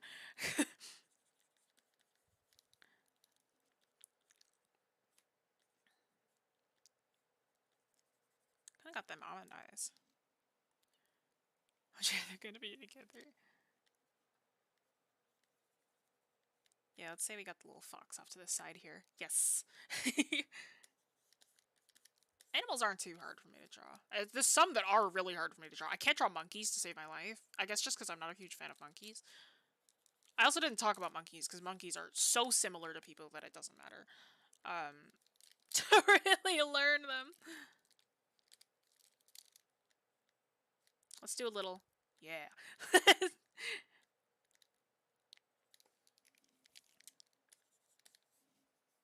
Hi, what I miss? Hello, Blue Diamond, welcome in. And hello, Josh Stubbs, also welcome in.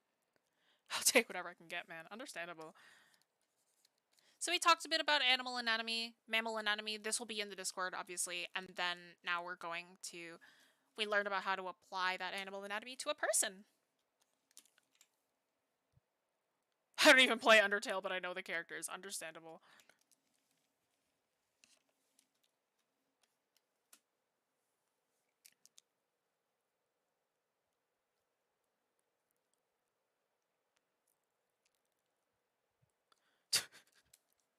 Sorry, I had to read back in the chat for a second. I was confused.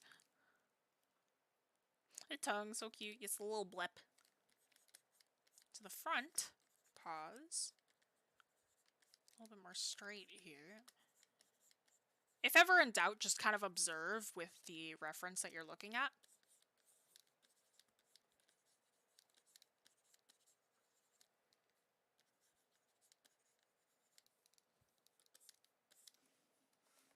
I guess this will be the theme, so whatever animal wins, I'll draw the actual animal and a character with it. Oh, I should put these into a folder. So that makes it a little bit easier to move around. There we go. I always do this as my last step, but oh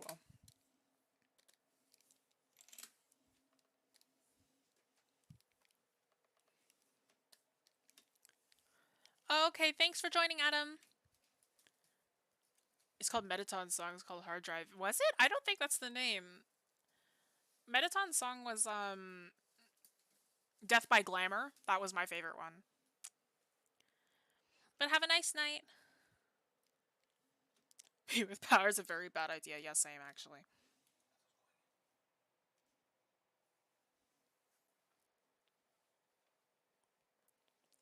Good evening. Hello, Amarilla. You joined in a little bit earlier as well. Oops, that's not what I wanted to click. This is what I wanted to click. There we go. Now I can get to lining this guy, too. Yeah, it doesn't take long to draw foxes. It's like I've gotten so used to drawing them over and over. Oh, that means good evening. Ah. You're personally an Asgore kind of guy?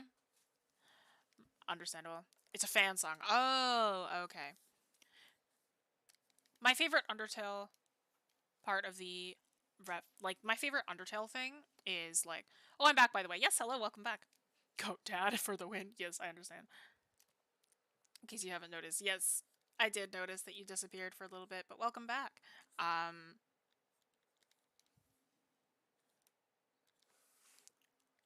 My favorite Undertale part of this, like, my favorite part of the Undertale soundtrack still remains, like, Ruins, like, one of the very first songs that you hear. I love that one. I still listen to it, like, often. I had a fest where I listened to Death by Glamour one night, and I got, like, really inspired, and I did, like a full, huge illustration based off of it. That one and Applause by Lady Gaga. Those two are what I listen to over and over. He's a cute guy. Thank you. Jesse, serious question. How do you start on the business? Not just drawing, but as a YouTuber, like now? Well, I mean, that's not for me to answer. I mean, I'm kind of just placed as the person, I guess, at like the face of it, I suppose. Because currently I'm like the sole streamer. I'm pretty sure we're adding on more streamers later, but like, it's not just me. Like, I'm part of a company, right? So, like, I'm not the head of the company, though. The person who keeps popping in, Faye, that's the head of the company. So, she's the head of the company. So it's not me. How do you start as a YouTuber? I mean, what we've been doing is just a lot of research. And kind of, like, trying to be consistent with uploads and with streaming, right? So streaming is every Friday, uploads every Tuesday. Stuff like that. Try to be consistent, keep up with the algorithm, make sure that you have, like, a specific audience, stuff like that.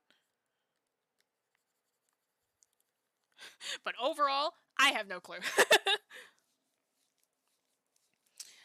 Sorry, I forget to switch to English for a sec. My brain is mud. That's okay. I love cute guys. Little cute characters, those are my favorites. And yet I draw horror. What animal is Temmie? Temmie seems like a creature. That's the end of the sentence. There's nothing else. Sometimes I accidentally write English. I'm supposed to write German. Sometimes the other way around. Yeah, I understand. That must be, like, bilingual problems. I, unfortunately, do not have that problem. Everything that I say is deliberate. Not everything. Most things that I say are deliberate, but they will always be, whatever language it's in is deliberate. It's like sometimes I'll greet people with bonjour, but that's only because I am Canadian, and that is the language that we are told to learn. It's just nonsense, I write. Mood. Yep, this should be tolerant by the layer. Wonderful. Excellent. Yeah, listen to Faye. If you need any advice on how to start being a YouTuber, that's not my forte.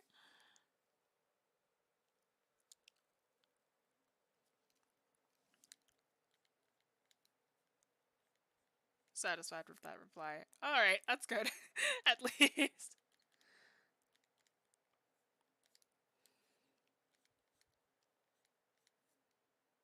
Yeah, sometimes the best kind of advice is just to start, right? Oops. My students sometimes ask, it's like, how do I start a comic? I'm like, just start, dude. Worry about the logistics later.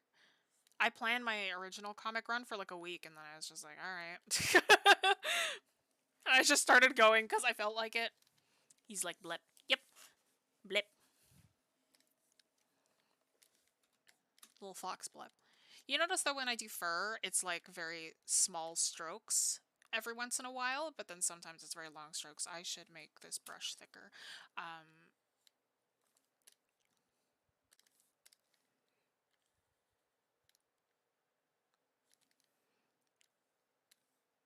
Yeah, there's a lot of like little strokes, but a lot of it is like still very, very long lines. So you kind of got to do a mix, a blend of the two. If you add this kind of like fur texture to every single surface, it can look very, very busy. So just kind of pick and choose where you want that fur to go. Jessie, any famous artists you've met? Oh, no. Oh, no. I didn't meet. I didn't. No, I've met a few famous actors, but I've, like, artists, like illustrative artists. I didn't meet him, but I watched him live. He was, like, 100 feet away from me. So I watched Junji Ito draw live in front of me back in, like, 2019 for Toronto Comic Arts Festival. I think that's about it. Like, I can't think of any that comes to the top of my head. Have you met Picasso? Oh, man. I haven't... I don't know how old you think I am. I turned 20 in 16 days, so I mean, I feel kind of old. I planned a story for 3 months. Understandable. It sucks because I have way too much story. You just gotta learn how to cut the fat, that's all. The cup of tea I drew got deleted because the power was out. I forgot to save. Oh, no. F. That happened. Yeah. It happens to the best of us, man. I love the blep. Thank you. Hello, Sophia. Welcome in. It's good, too. The only thing got left of the screenshot I took. Well, I mean, some people, that happens to some people, and they just kind of draw over top of whatever screenshot they may have taken, and then kind of redo it. What if Jessie's a vampire? Oh no, my secret. Listen, if I'm a vampire that looks like I can fit into the Dimitrescu family, I am okay with that. I meant Picasso's paintings. You know what? Close enough, Yuri. Speaking of other instructors at the studio, hello Yuri, one of our lovely other instructors.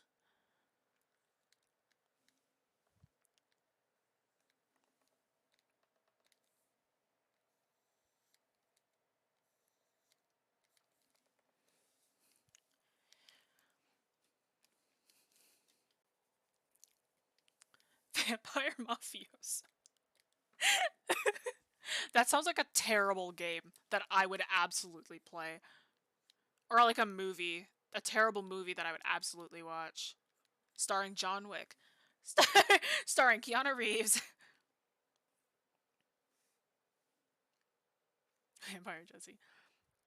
Blep reminds me of a friend. We had this meme as an insider. One day she just turned away from me and I only have the memes. Ah, that's okay. You can make new friends. There's always more people to meet. Plenty of fish in the sea. Blep was like a dog owner's meme. Or a cat owner's meme. I would rather not be a waifu, no. I'm so tired. You and me both. I don't know if it's right English or if it sounds dumb. No, you got it. I understood it.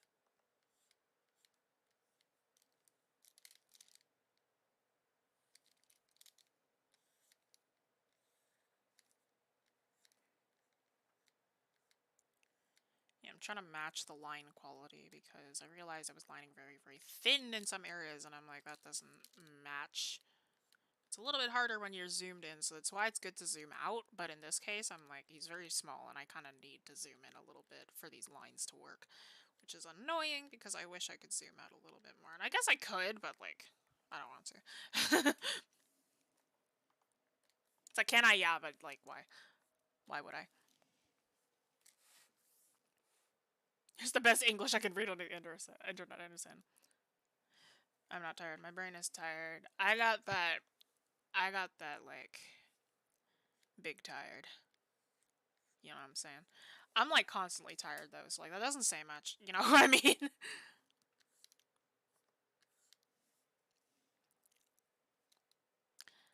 My air program don't have a good perspective tool. Help. What program is it?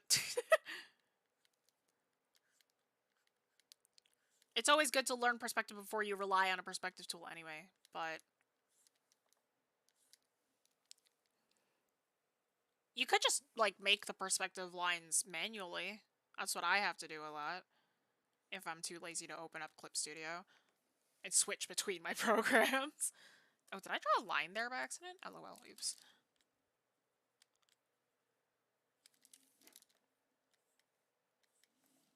There we go.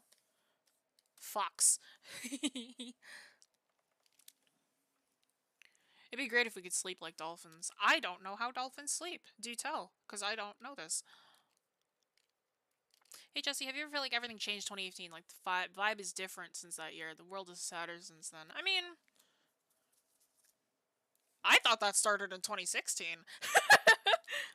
It's all how you look at it, I guess. Some people are okay, some people aren't. It's like, I don't know. Sometimes, like, I am a pretty big, like, cynic. I'm a pretty cynical person, but, like, sometimes it's just better not to think about it that way, you know? Okay, how am I gonna color this? Because I kind of want to... Oh, it's like 42. I don't have time to... Maybe? Do I? Do I? There's a lot of openings, though. That's the issue. It's like I lined it with a lot of openings. So I can't do the magic wand thing. Or can I? Can I? If I just fix this a little bit. I think I'm gonna sleep on my couch today. Oof. Oof. Even in Clip, I still draw perspective lines manually. Yikes, Angela. Learn how to do it. It's like I use Clip. I use both Photoshop and Clip, but like I use Clip for its perspective tool when I need to draw faster. They sleep with only one half of their brains off. They could still swim and work. Bruh. Imagine being able to turn off your brain. That's pretty epic, honestly. I wish. That's it. That's the end. I wish. That's ideal, honestly. Just be able to turn off part of your brain. Dude, sleeping? So much easier.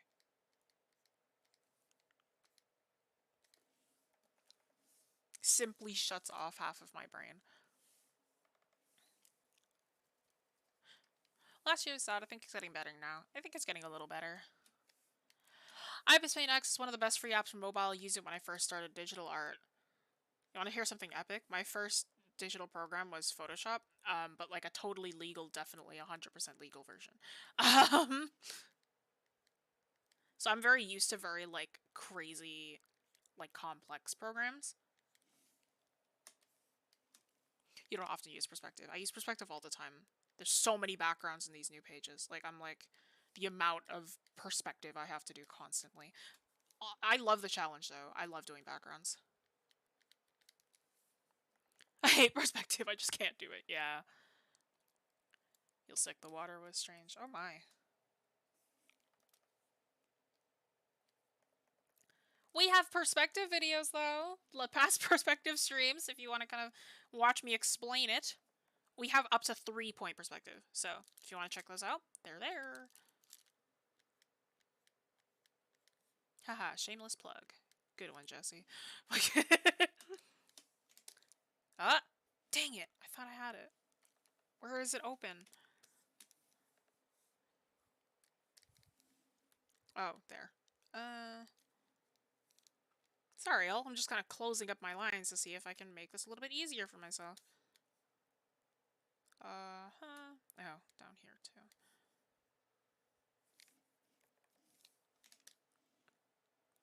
Where is... What? Where? Oh. Like Daniel Thrasher said, your back will turn into the letter C if you sleep on the couch. Oh. Perspective is okay for me, it's not that hard. Whenever I hear people say it's not that hard, it's usually a lot harder than they think. But I mean, it's great if you don't think it's that hard. Perspective can get rough when you do more than 2 points, though. 3 point is tough if you've never done it.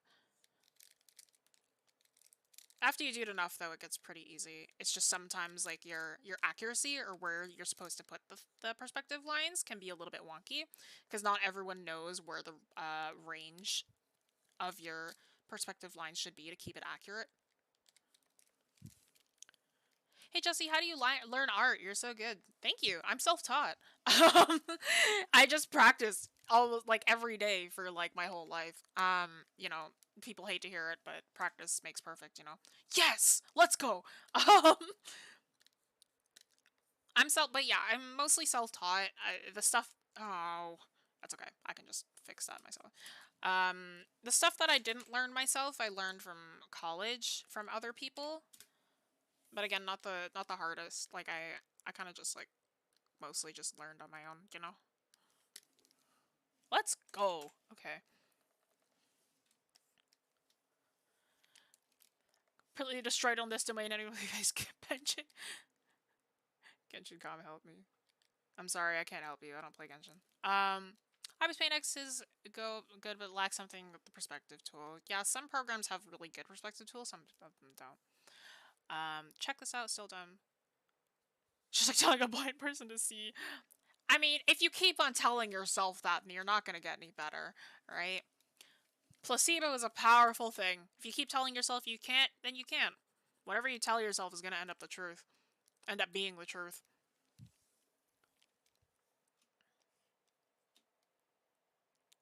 Trying for Counter-Strike. You play CSGO? When did I start drawing? I started drawing when I was really, really young. Seriously, I started seriously drawing when I was 13 or 12, something like that, but I've been drawing my whole life. I grew up around artists, so I've just always been exposed to art for most of my childhood. Oh goodness. Oh, that's right. Reference the canvas tolerance should be up to maybe 100. Let's go. That's what I like to see. Might just be flats today, y'all. Unless if I can really zoom through it. I don't know. We'll see. How'd you fill the color like that? So this is a really easy tool, really easy trick. If you get the magic wand, what you can do is, like, you can select outside of your line art and, like, and continue to, like, hold, like, shift and select other areas. Select all your negative space and then just hit Control-Shift-I and it inverses it. So you can have an area where you can just hold, like, turn on Protect Alpha. It's great. I've been using this tool for years. It works with most programs. MediBang is one of them. I use Photoshop. I use it there all the time. And then you can just kind of use the paint bucket to do the rest. Oh shoot, I gotta go. Wish I could watch longer. I'll check out future streams. That's alright. Thanks for popping in. There's always the replay as well, if you ever want to continue watching it another day. You're painting that cool drawing. I'm not gonna paint this one. No way. I am going to color it, but I'm not going to paint it. No way. I don't have the time to digitally paint today. But cool.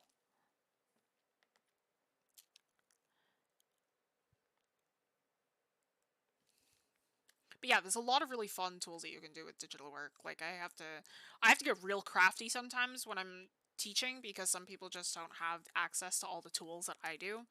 So it's like, I know a lot of alternatives for doing a lot of things. And it's like, oh, your brush tool doesn't work? oh, your delete button doesn't work? And I'm like, well, how can I fix this, right? So it's like, you kind of, that's the greatest thing about digital art, is that it's so versatile. You can do stuff like that.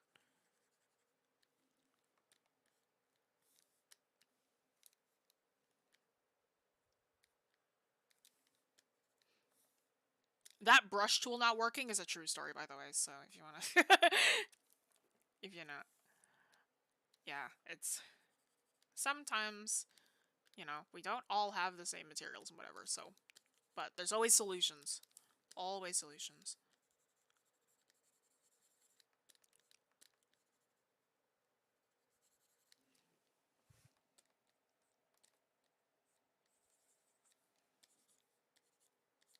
So the Arctic fox is mostly white, so there's not a lot of color to work with in that terms.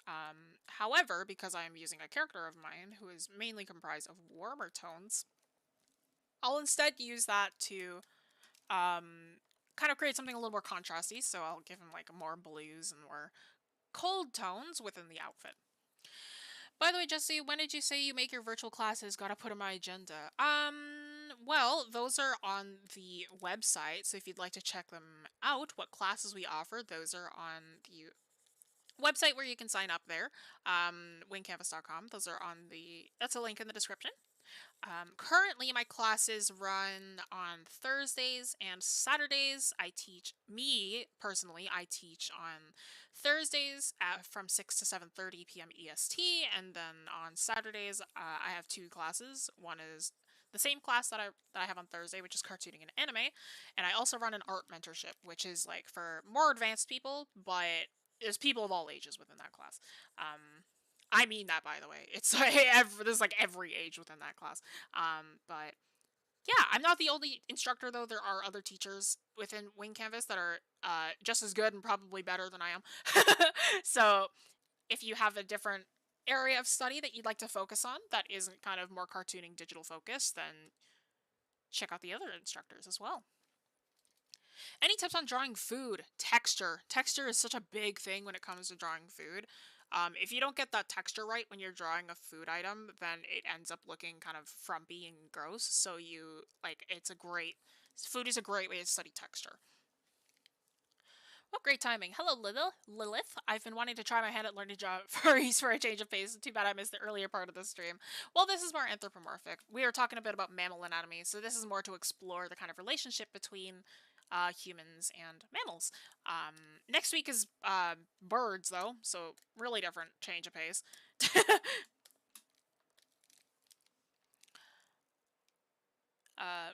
There's a spider on my laptop, too tired to care, so I guess it lives with me. Say hi to my new pet spider. Hello, new pet spider. It's an Undertale spider. Raise it with love. LOL. And yes, you can definitely rewatch it later. Don't worry. When I use a bucket tool, it leaves uncolored pixels. You're going to want to turn up your tolerance and set your expand to 2. Make sure that it's referencing the canvas and not the layer. I'll be on it. Thanks, Jessie. No worries. Yeah, there's tons of different instructors here at the studio. It's not just me. So if you'd like to check out the other classes that we offer, other classes include figure drawing, realistic drawing, animation, beginner drawing, so if you're a little bit younger and you want to learn to draw for the first time. I teach most of the advanced classes that kind of center around the cartooning portions, cartooning and digital. So if you're looking for something a little more realistic, we also teach painting. That's not me. That's, I believe, other instructors, but I'm not certain who's teaching it this time around. But yeah, we've got lots of different classes. Owls next week. Indeed, indeed. We're going to be talking about different types of wings, and we're going to be talking about how to draw wings and how they relate to arm anatomy, because that's what they are. They're feathered arms, if you didn't know what a wing really was. But yes, owls are definitely going to be one of the birds that we cover because they have very special types of wings, which people find very hard to identify. So we will talk about that as well. I had to do that research recently. So I was like, oh yes, this is going to be great for the bird stream. So your tolerance to 10. Oh, I always set it to 100. Jessie just said it, my bad. No worries. I always set my tolerance to like 100.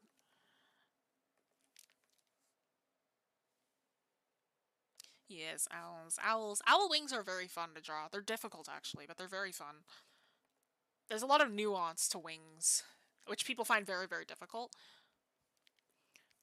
Even though we're going over birds next week, we're also going to be going over, like, dragons and, bats, because those... I'm kind of lumping them in together, just wings.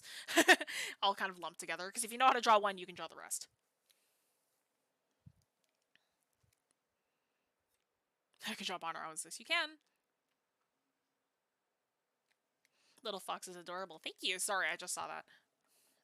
Okay. Let us do the shading. We're almost done here. It's about 5 minutes, but I can do the shade. I can do the shading in 5 minutes. Let's see how fast I can do this. Oh, this should be a different color. This is too bright. There we go.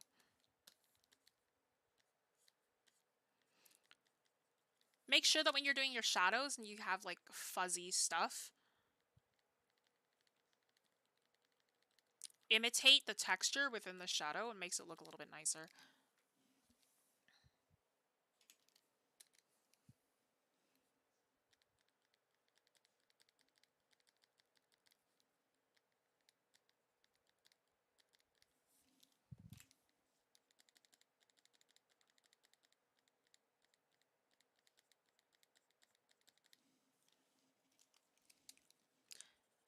Okay.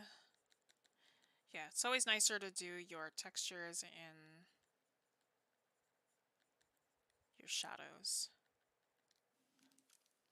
So yeah, see you next week. Yeah. Join us for birds next week. Birds and just wings in general next week.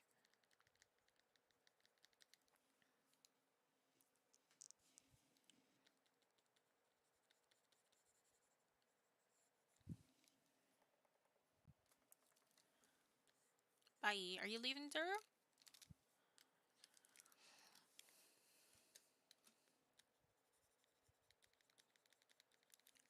Nope, I'm not going. I said bye to Amarillo. Oh, okay. I think they're staying. It's just... They're just saying that they'll see me next week for the bird stream. Because they really want to draw barn owls.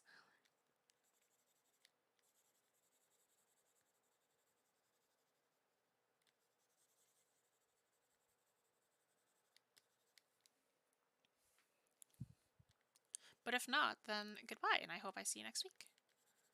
I mean, you said you'll be here next week, but, you know.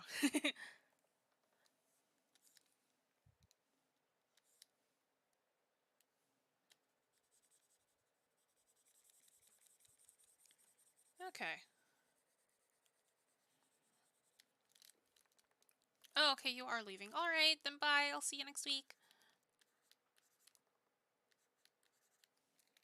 I'm drawing different different poses with anthropomorphic leg types, and it's fun. Oh, absolutely. The only reason I know how to do half of this was because for like all of high school, I'd already learned how to do like human anatomy very, very well, and I was like, all right, I'm like getting tired of this. I want a challenge. So for all of high school, I learned how to blend. Like I kind of studied like blending human anatomy with animal anatomy, and it was like it was very, very fun. It's like what have I done? What's within my roster? It's like I've done a lot of I've done seahorses, I've done fish, I've done crocodiles. Crocodiles are really difficult actually. We'll go over that in reptiles, the reptile day. I've done deer, I've done stingrays, which were also very fun. Foxes, dogs, cats, you know, the general. Alright. That was all really fun to do. Mythical creatures. That's another one I did. I want to get better drawing foliage. Foliage is so fun. Foliage is great because all it really is a lot of just kind of like textured circles. It's very nice. I have to go now. Bye, Jessie. Hope you have a nice weekend. You as well, Salty. Glad you could have joined. Hopefully we'll see next week for birds.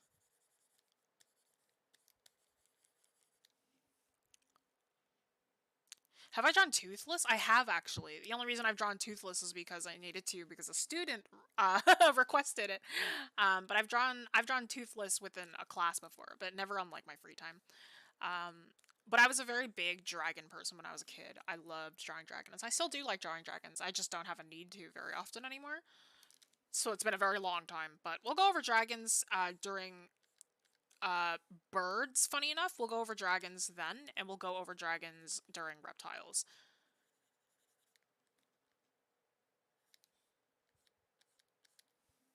This looks great, Jess. Thank you, Yuri. I talked about our classes. Yuri is our lovely animation instructor. So if you want classes that I don't teach, animation is one of them. And that's not by me, because I can't animate to save my life. I can animate in theory, but when I try, I can't. I used to have to do it for school, and I was not very good at it. I'd like to learn one day, but I unfortunately do not have the time, so I focus on my illustration instead. Yay dragons, yay dragons! What about monkey? Monkey is part of mammals, and monkeys are so close to humans that it's like, I didn't bother bringing it up. They're plantigrades. They have pretty well the same skeletons as we do. It's just they have more appendages on the bottoms of their feet, which is why they can grab with their feet and we can't. Because they have more controlled ligaments that I don't remember the names of, but I know there's a specific name for it. Any advice for drawing plants and foliage? A lot of it is just textured circles. The best thing you can do for yourself, especially digitally, is get a textured brush. Foliage is great to do. If you don't have a textured brush, you could also just use the G pen and just go ham on that bad boy. Like, also don't spend, unless if it's like the main center of focus, don't spend forever on plants. Like, don't like go too ham on, like, especially if it's like a landscape. Don't go crazy with your details, because that will take you way too long. So usually it's better to just do a bunch of little blobs. Heck yeah, I need to do those dragons now. Oh man, it's been a long time. Oops. Maybe one day if I do like another secret stream, maybe we'll draw dragons then. You'll get notifications for the secret streams if you join the Discord. The next time I plan on doing one. We don't know. Alright, 6:02, but I still gotta finish shading this, so we'll be here for a little bit longer. Foliage brushes are fun to use. Yes, they are. I don't use them very often. I actually prefer to just draw in the foliage myself. But there are tons of foliage brushes. One of my favorites to draw foliage with is Kyle's Builder brush, which I believe is free, which is mainly just for Photoshop users, but Clip users, you have the ability to import Photoshop brushes. So that one is very, very nice to use, the Kyle's Builder brush. You can probably find it if you just look up Kyle brushes. There's a whole set of them you can probably find.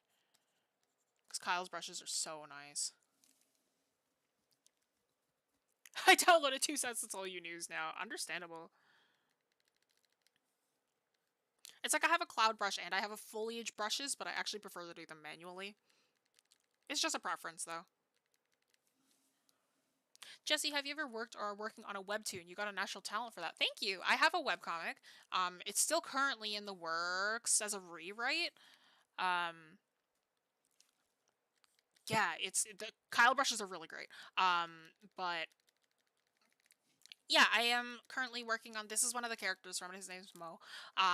But I wrote it all on Instagram originally, and then I was like, man, I hate this formatting. So I really wanted to switch where I uploaded it, so I'm in the middle of kind of rewriting it. I'm almost done the cover illustration, which I got tips from students, which is funny. They helped me vote on the thumbnail.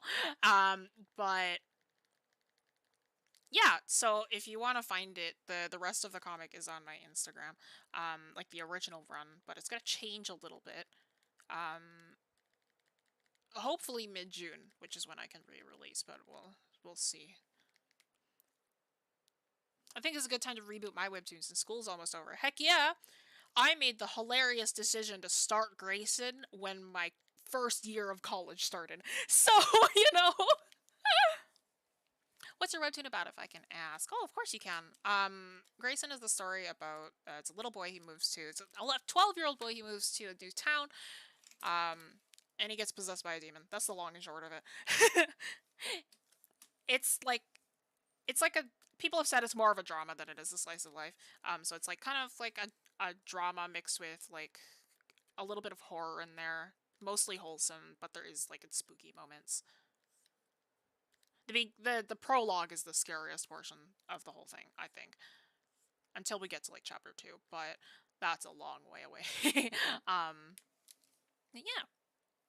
Let us know when you release the full version, of course. You really are. You're really nice. I really admire you. Thank you for everything. Of course. Webtoon demotivates you from doing comics. Oh, you're really attached to the characters. Yeah. Very edgy anime stuff. Oh, no, those are the best, dude. Do it. Okay, I'm almost done here. I think I can just do, like, one more thing. But yeah, honestly, like, I understand getting, but very cute, yes. Edgy, but cute. That's my favorite aesthetic. It's hard, especially when you see like a lot of artists around you and they're so good and you're like, man, it's like, I'll never get to there. But that's not really ever what you want to think of it as. Like, it's always better to think of it as like, I'm not there yet, but I'll get there someday. Right? There's a lot of things that I can definitely improve on with my comic creation process, right? But it's like, I'm like, you know what? I'll figure it out when I cross that bridge. You know what I mean?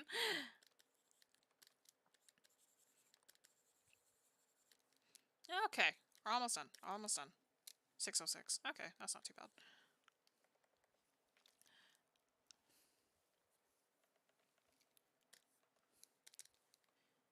Edgy but thunder. I love my edge, dude. Tell us more about your story, I demand. Maybe on another stream, because we're almost done here. If we have Mo on this stream, he's not a main character. Gray is. So maybe I'll draw Gray next week.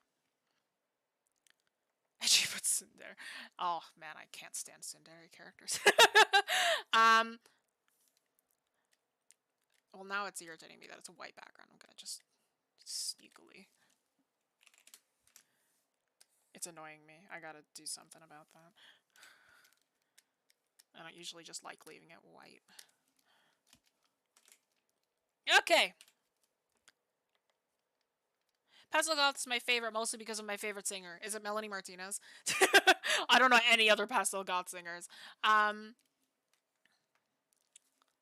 But yeah, guys, that's gonna do it for this stream. Again, if you would like to check out the classes that we offer here at the studio, because it's not just me, it's a bunch of other people as well, then be sure to check out the link in the description for our website where you can check out all the classes that we offer there. I do teach private lessons as well as these public kind of streams, so be sure to check them out there.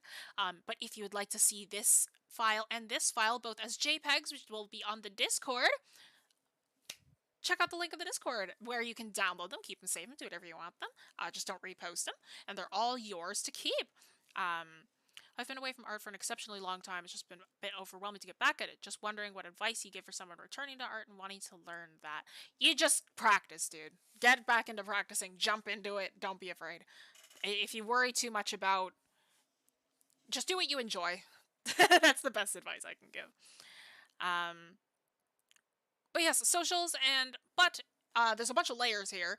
Unfortunately, on Discord, these layers won't be available. If you'd like to see all the layers that I have, including these, right, with my images of skulls here, all my skull references. If you'd like the working files for these, you're going to have to join our Patreon. And our Patreon is where all my working files will be uploaded, and they're all yours to keep over there. So you can check out how my process is, and they're also saved as PSDs. And what does it mean? As .bst, technically it's a Photoshop working file, but we're not in Photoshop, you notice. That's because PSDs can be read by almost every single digital art program. So, it doesn't matter which program you use, you should be able to open my working files. So if you'd like to check that out, be sure to check out the Patreon for all that. But yeah, thanks so much for joining, everyone. Next week is birds. Next week is birds and wings and all that fun jazz. We'll be going over a couple of mythical creatures as well, dragons most notably, and all of that fun stuff. So, with that said, though, thank you so much, everyone, and I'll see y'all next week. Bye-bye!